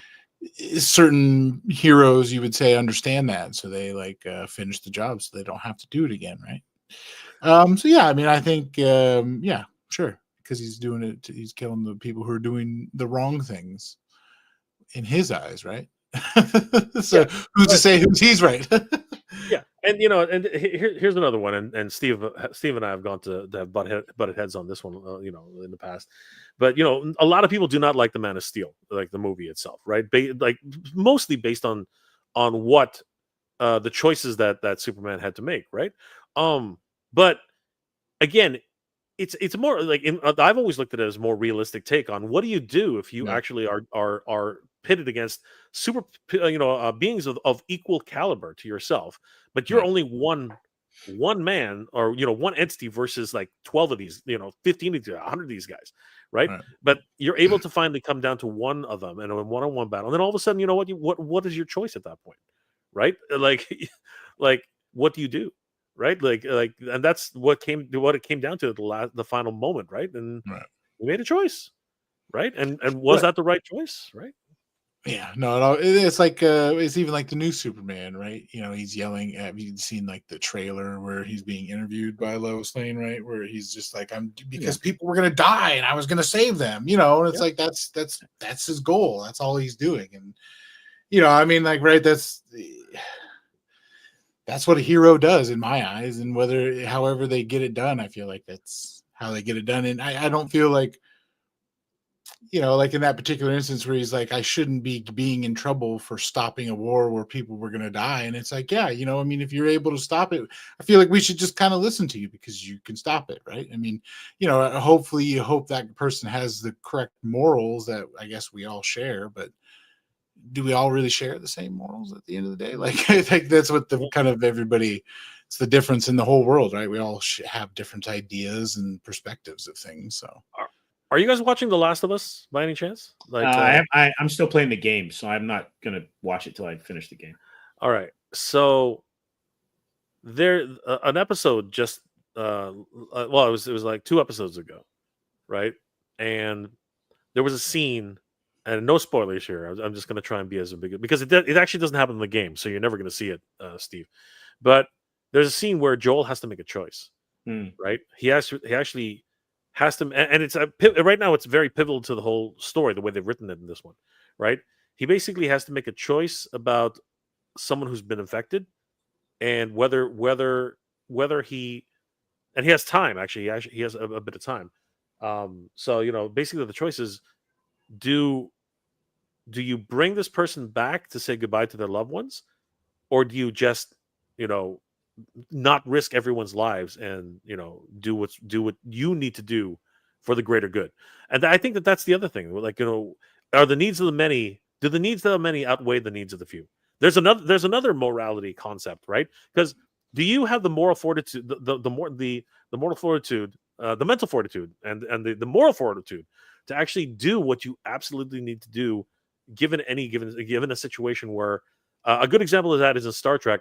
There's an episode where Commander Riker Deanna Troi actually she's taking her entrance exam for the commander's test. Great Right? episode. And you know this episode, Steve. You know this episode. That's good. And basically, she keeps failing, right? She keeps failing because she cannot do the one thing in her own head, again, morality wise, that commanders are required to do, right? So basically, if nobody's seen it, the warp core is about to explode, right?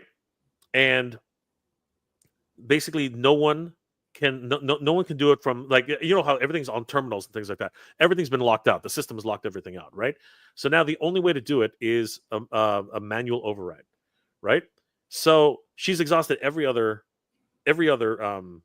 avenue, but the one thing she didn't think of, or would not think, would most of us wouldn't fathom, right? Is to say Geordi, right? Can you fix it? And of course, Geordi says, "Yeah, I can fix it." And she says, "All right, get in the Jeffries tube." Right? He's not coming back. He's not coming back. She just ordered him to his death, right? But that's what commanders have to do. That's what captains have to do. That's what, and are you a hero at that point, right? And what do you then? You have to write. Think about it. You as the commander, you as the thing. You're the one who's writing that letter to that family, right? When they, how did he die? I told him to go into that freaking, And there's movies like that, like what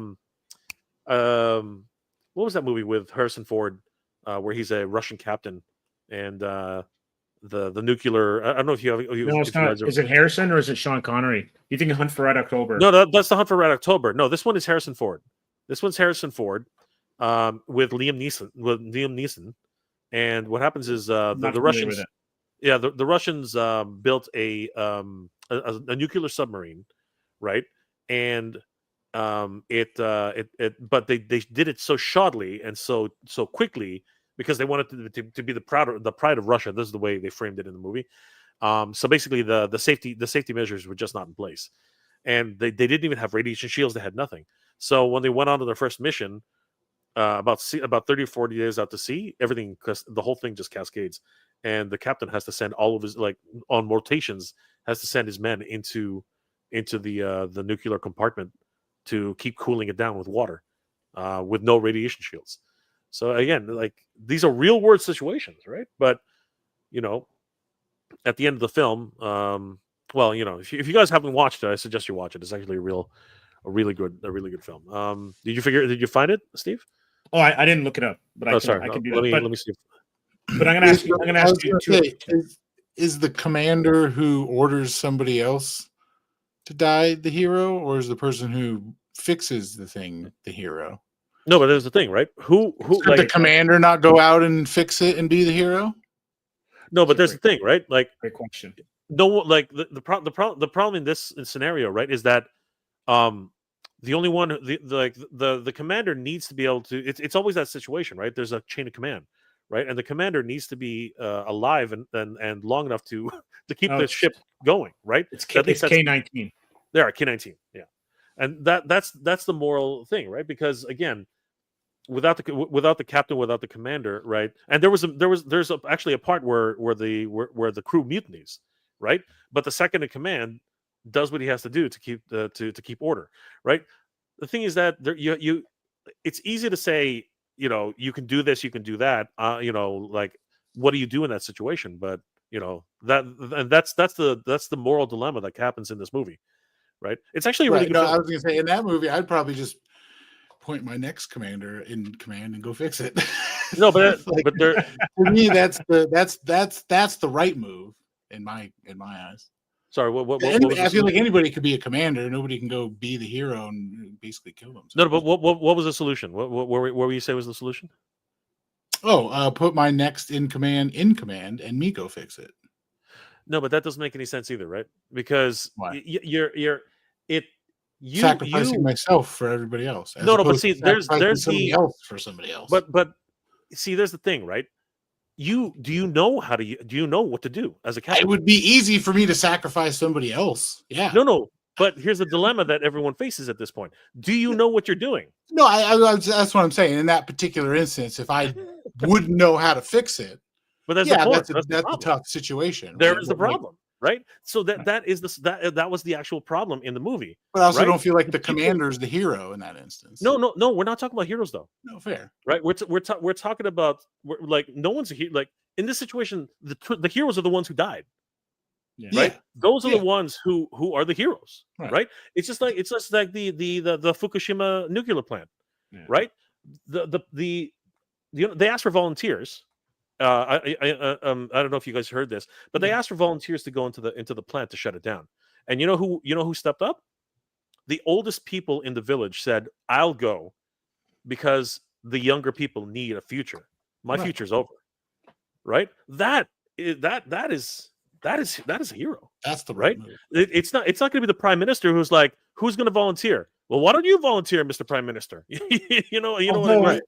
Although getting back to fiction, was it what did Spock do in Wrath of Khan? Didn't he save one of the reactors as well too? Wrath of Khan. So what happened was, and that was because of his Vulcan nature that he was able to handle. Well, hold on. It was another impossible situation, right? Yeah. You had a commander who was fighting right, to keep the crew alive, right? Because because again, he's known throughout throughout the Federation as being one of the most tactical, commander. He's not even supposed to be there. He's an admiral, right? He's supposed to be behind a desk, right? But anyway, he's the one in charge. He's the one who's like the captain of the ship is actually Spock, right? Spock is actually the captain of the ship, but he taking command of the ship for this particular mission. He's stuck on the bridge.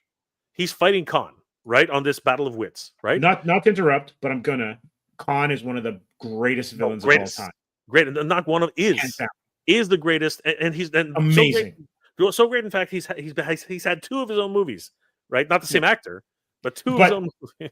But he was great in the second movie too. Yes, absolutely. Yeah. That's why Cumberbatch and Ricardo Montalban, fantastic. Yeah. And as I said, do villains need to have that other side of them? I don't think so, man. When you're a psychopath, you're a fucking psychopath. You know what I'm trying to say? So anyway, and he keeps coming back in other future Star Trek series, right? So now you have a situation where yes, someone has to go down there and fix it, but the actual right thing to do is to have the engineer walk in there and fix it, right? And he's got a fucking hazmat suit. He's got everything he needs. But guess what? He took a concussion. He basically he faints, right? He's gone, right? So he can't fix it. So the science officer, the actual captain of the ship, he runs down there because again, he's not at this point, he's not really doing anything, right? He's actually, even though he is capable of taking over if Kirk gets disabled or whatever, he makes the decision to run down there and figure something out, right? So he goes in there. Scotty is down, so all of a sudden Bones, the freaking doctor of the ship, says, "You're not going in there," and he says, we don't have much time. I can't argue with you, right? And he says, "You'll die just like any other man, right? Because like I don't care how much of a Vulcan you are, you're gonna die." And he goes, "All right, well, what's Mr. Scott's condition?" And freaking he incapacitates Bones, and walks in there, no radiation, no radiation suit, no nothing. Right, but the point is that he, as the commanding officer, as a commanding officer and thing, he made the decision that no one else could, right? Which he went in there himself. But that's actually the wrong in the chain of command in a military. That's the wrong thing to do. Yeah. What in the chain, but here was the dilemma that they all had in the movie.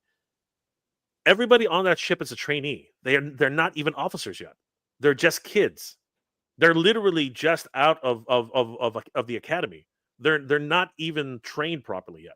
Scotty, being the senior officer, everybody else is on the bridge, fighting this fucking war, right? Whereas the people who would make those decisions in their heads and actually have to make those key moments and that's the situation there, right? They had no choice. So he basically said, "I'm going in there," because most of the kids ran when they attacked. If you watch the movie, most of the trainees actually just started running because they didn't know what to do. They were just kids. They have no battle experience, so they just ran. So everybody in there, they don't have the ability to make that choice, right? So that's why Spock went down there and said, "You know what? I'm going to do it because everybody on the ship is going to die if I don't do something." So he did it, right? Whereas in a military situation, there's a command structure, right? And the thing is that the first person to go in there is going to be the engineer, which is what happened in that movie, U-14 or whatever it was, right? They started with the engineer. And the engineer then sent most of his guys in there to shut it down.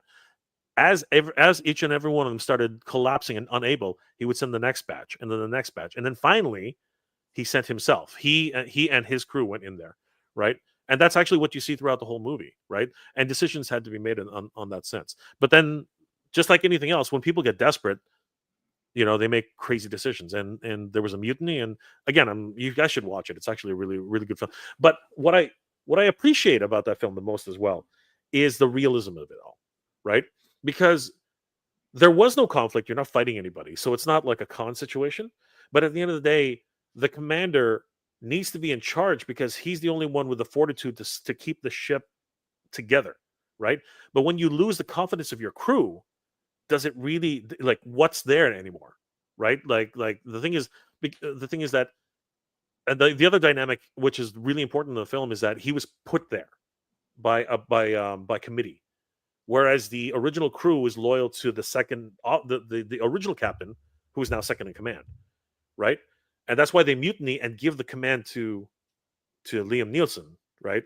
And then there's a whole other thing that happens, but you guys should watch it. It's a fascinating look at human behavior, and again, what do you do in those situations? Like, do you obey, or do you try something different? Right? It's kind of crazy, but it does play on your mind. What is right in those situations, right? Who should live and who should die, right? So It's kind of that kind of thing. you've brought up an interesting question. I'm going to throw this one to Matt because we're talking about villains and heroes, and then who should, like, what decisions should you make, right? Because Jay, you mentioned code, right? Wolverine has a code where he's the best at what he does. He will kill you. Spider-Man does not kill. Batman does not use guns, and I don't think he kills either. But I'm going to throw this one to you, Matt. If after 1,000 issues of Detective Comics and one of your wards getting absolutely killed, almost to, basically killed by the Joker, at what point do you say, I'm killing you, no more Arkham Asylum? I mean, gosh, I feel like I would have to really know Batman to come up with that, right? I mean, but yeah, I don't know. I mean, at a certain point, a line. I mean, but that's what makes people heroes. That's what makes Batman Batman. That's what makes Spider-Man Spider-Man, right? Is no matter what, they stick to that code. And I mean, I guess there's certain times where they kind of break from it, right? But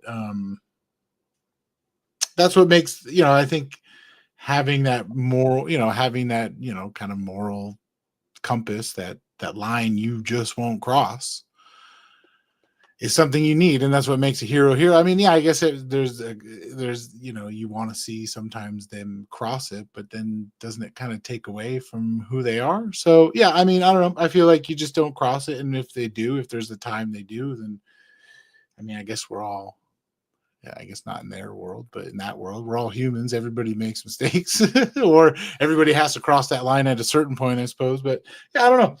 I think it's hard to say in a fictional, kind of world. But I mean, I would just say, in those particular instances, they've been tried many, many times, and they still have never broken that key, line. They won't cross it. So yeah, I don't know. I don't know if there's ever a line they will cross, but it's interesting to think, I guess.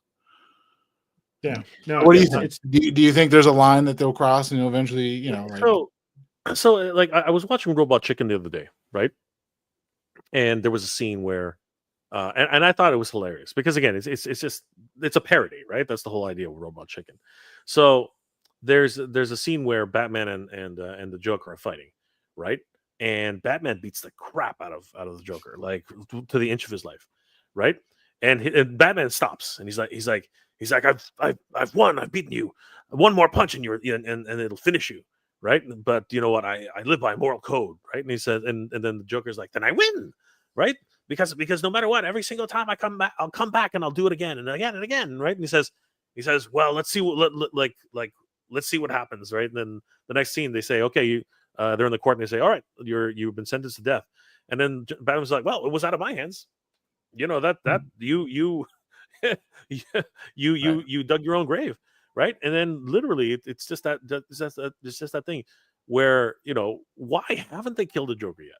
You know what I mean? Like Gotham is definitely a no killing state. You know what I mean? It's like they always send them to Arkham Asylum, and Arkham Asylum is like the worst place. It's so corrupt. I question though, can you? I don't know if there are any lawyers amongst the three of us or experts in U.S. law, but can you put someone to death if they are criminally insane? Not I don't think so. Not if your state. Not if you. Well, first of all, the state has to have a death penalty. That's number one. Number two, the pleading of insanity is why I think you're right. I think that's actually why Arkham exists. That's the loophole. They are criminally insane, and they keep getting sent there, right? But it doesn't help anybody, right? So the loophole there would be to trick the Joker into committing a crime in a death penalty state, right? I mean, he doesn't care about state lines. He doesn't care at all, right? He's done crimes Does everywhere. Gotham have extradition? Well, again, it would have to. Oh, I see what you're saying. Yeah, no, it doesn't matter. They'll claim him, right? Like that's a great question. It's not a gun. Well, I guess you're right, right? Like, but I think no matter what, there would have to be a really good reason to keep him though. At that point, I mean, he's a mass But murderer. then there'd be no more stories, right? So I mean, Yeah, No, for but- sure. I guess For sure. that's why like it's hard to answer See, that question, right? It's There's Yeah, there's the other thing though, and I posed this question so many times to everybody.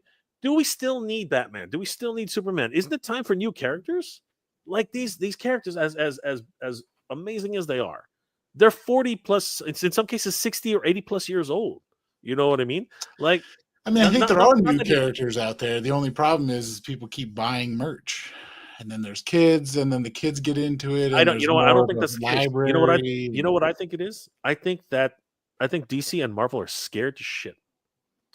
Well, I mean, I build feel like up. they try to Okay. introduce a new character and it never goes right, or it doesn't really hit as No, much as the other they ones don't. do. I think they don't give it enough. I think they don't support them enough. I mean, Yeah, I wouldn't be shocked. if that was the case. look. Here's the thing, and this is what I believe. I believe that because of the movies, they've given it a second life, right? But now it's starting to get that. Now we're getting the downtrend again, right? So now they're going to have to reinvent again, right? I mean, that's what the New 52. That's where all these reboots, the multiverses.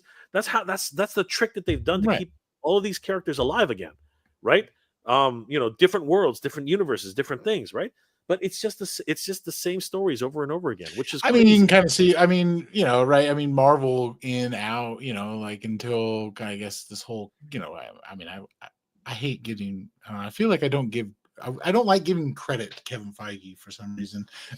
Like, the first I don't know if the first 10 movies were really him. They don't really seem to be him. But anyways, like Marvel had a little revamp, so you have all these characters coming back and everything. And honestly, it seems like people are really pumped about the new Superman, right? With James Gunn and everything. Like, say James Gunn does Batman, right? Like, maybe it revamps him and everything. Like, I see what you're saying. Like, it'd be nice to have like new characters and stuff like that. But I feel like everybody also likes those characters because they have history, because they have these stories or that story, and they have different stories that vibe with them. But yeah, I mean, I see what you're saying. It'd be great to have other characters. I've always felt that it's easy.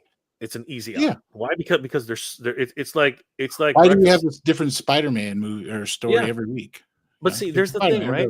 Like, I think the Spider-Man way of doing things is finally starting to pick up steam. And the reason I like that is because Miles Morales is not Peter Parker. Okay, Miles Morales is Miles Morales. Right. He has his own story. He has a culture. You know what I mean? And it's actually reaching younger people. I think that's awesome. I think that younger people are actually attaching to Miles Morales, especially with these new movies that are coming out. Right. I think that he has an identity and it's growing, right? I just feel like you need to and it's slowly starting, but they're just so scared because again, it's like the Hollywood system. They want a guaranteed sell, right? But time after time, if we look at the sales of comic books, they just keep getting worse and worse every year, man. Like it's hard. No matter how big you are, it's just very difficult. The movies literally have re-energized comics. Right. It's one of those things where it's like I introduce, like Batman to my son, then my son likes it because I do, and then it's a circle, and it just kind of it's a circle, right? So. Yeah. They're timeless. Don't get me wrong. I would argue, and I could be slightly off base, but I think DC, Marvel, you see it with movies as well too. If you're in the franchises, that they're no different than McDonald's or sports. With this, yeah, okay, right. So McDonald's would be crazy to get rid of the Big Mac. Like that is a legacy burger for them, right? It's their most iconic burger. And if there was like if McDonald's was the Justice League, Superman would be the Big Mac, I guess. The quarter pounder with cheese would be Batman, or flip them, whatever. Filet-O-Fish is Wonder Woman. And so you're not getting rid of those items, but then you'd get like a spicy chicken, or you might get the McRib or whatever. And those come in, but you're not going to get rid of the Big Mac for the McRib. Or baseball. The Yankees, talking about villains, unless you're in New York or you're from a certain era, the Yankees are the villains. just like the Patriots were the villains of the NFL for a while. Okay, and I agree. And so you're going to have expansion, right? But you kind of want the Yankees in the playoffs. You kind of want the Yankees to be relevant and winning. And I'm thinking that Marvel and DC will not ever say shelve Batman, for instance. Like they may do the Spider-Man route, and they've done it already because there've been several Batmen, and the Bat family essentially is that. But it's us. I remember having this conversation with my cousin Courtney. It's us. We want Bruce Wayne. We want Peter Parker. We want Clark Kent. So much so that the companies will not take that chance.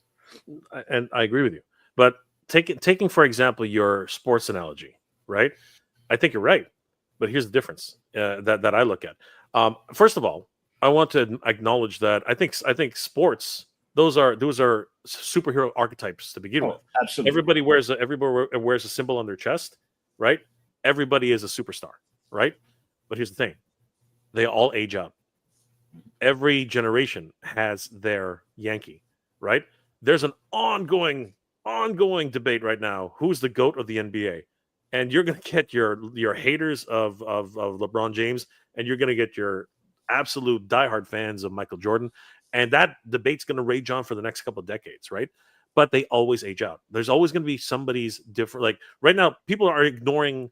Some people ignore LeBron James for Stephen Curry. You know what I mean? Again, everything's it's all cyclical too. So another concept of this is if you want to continue your Batmans, if you want to continue your Supermans, if you want to continue, then I'm enjoying what they're trying to do now, and they've been trying it for a while, which is let the next generation take over, right? There was a storyline where Batman is dead, and Damian and Dick actually become the new Batman and Robin, right? Yeah.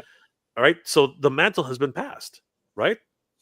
Same thing with the one thing about the Bat family, which I always appreciate, is that there have been a bunch of Robins, man.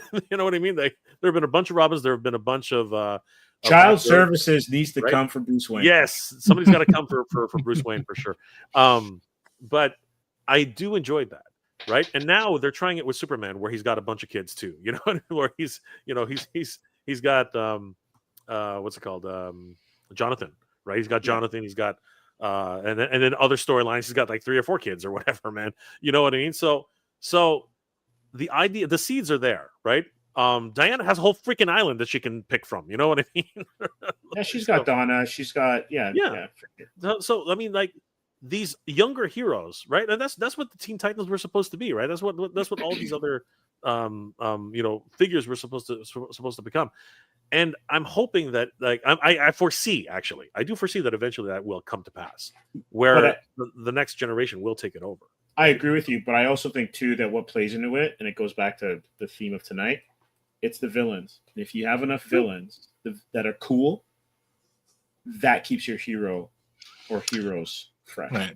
I mean, it's also like, you have the new ones, but instead of people make new worlds, like, I mean, and I know it's not the same, but like Image essentially always had Spawn, and now they have Invincible, right? That's a whole new character, same different thing, right? So you create like a whole new world as opposed to a new character, right? But now that you talk about Invincible, I really enjoy Invincible, and the reason I enjoy Invincible is because it has a beginning, a middle, and a fucking end. You know what I mean? Like it's finished as effectively. You can spin it off. You can spin it off, right? You can talk about additional characters later, but for the most part, it like we know what the future is for Invincible. Like his like not. Who's to say in 10 years somebody doesn't revamp that story into something else like they've done Superman and Batman for the last 100 years? Well, they can always reboot. They can always reboot it or bring it back. Right. But essentially, what I can at least live with this, right? Like when I saw Kingdom Come, I was thinking to myself, man, this is great. This is the everything's going to move on from here, right? Because I thought Kingdom Come, it was a great, finishing of heroes at that point, and Alex Ross and all the writing team, they made a whole bunch of new heroes. You know what I mean? And they could have started moving up from that words, but Elseworlds and things like that at the time, it was what it was, right? But I really do look at, and this is probably because the anime fan of me and the manga fan of me, manga is a really great example of characters, starting somewhere and then ending, right? Like they might run 60 volumes or whatever. Berserk is still going for a little bit, but whatever. Dragon Ball is probably the one thing that it just will not die. That thing just keeps coming back. It's very superhero-ish. Anyway, Dragon Ball, right?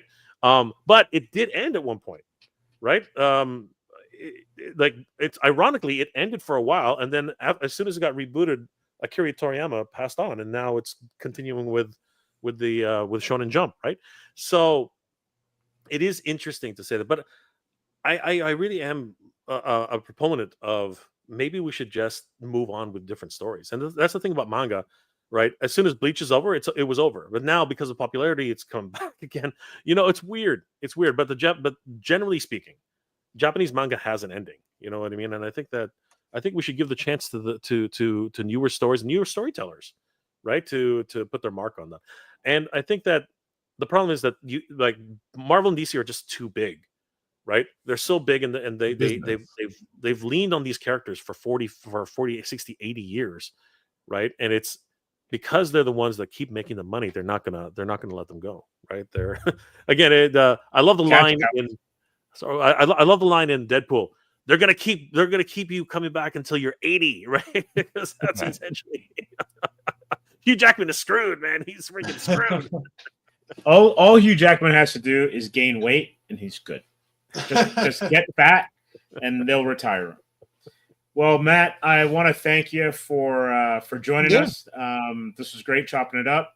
It's fun. Once again, tell us some more a little about Whamstand, and because a lot of people who like comics and are indie publishers would definitely be able to make use of your stuff. And where can we find your product?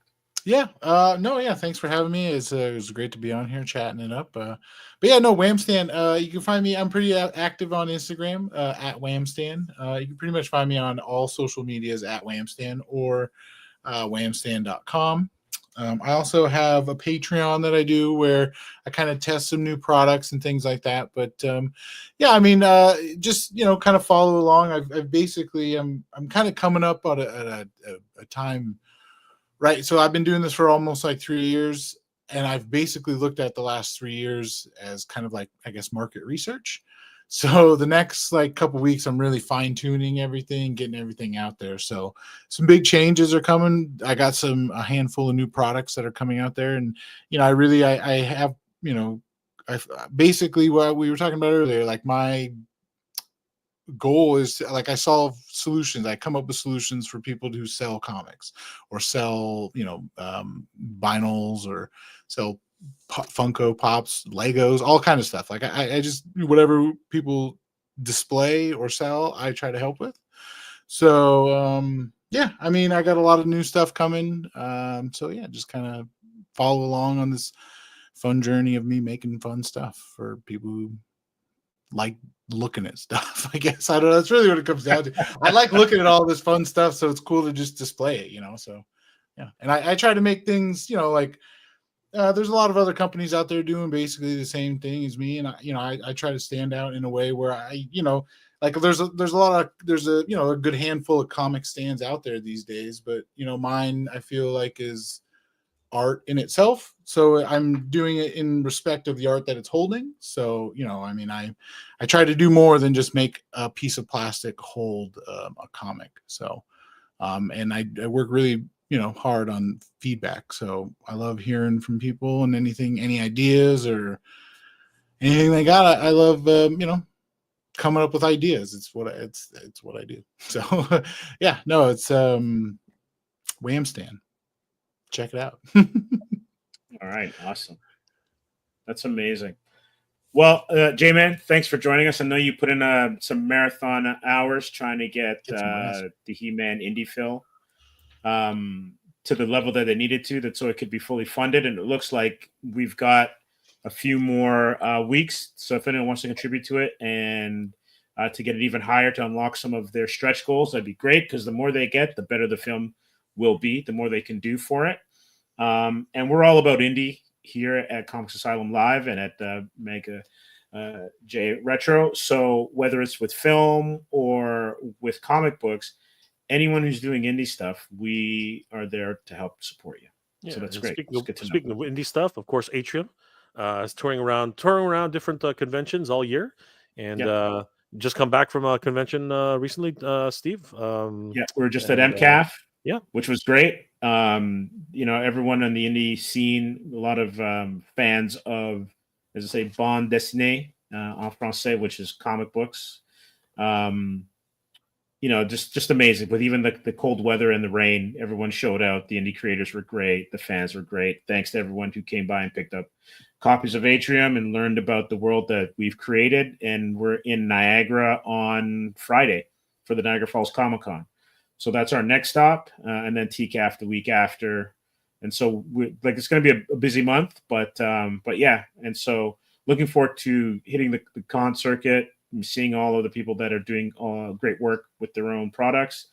And, I'll spread the word for Wham Stand as well, too. Let them know what's out there. Thank you so much. There are a lot of convention tables that could use your product for sure. Appreciate that. Thank you. No worries. I'd love to be on them.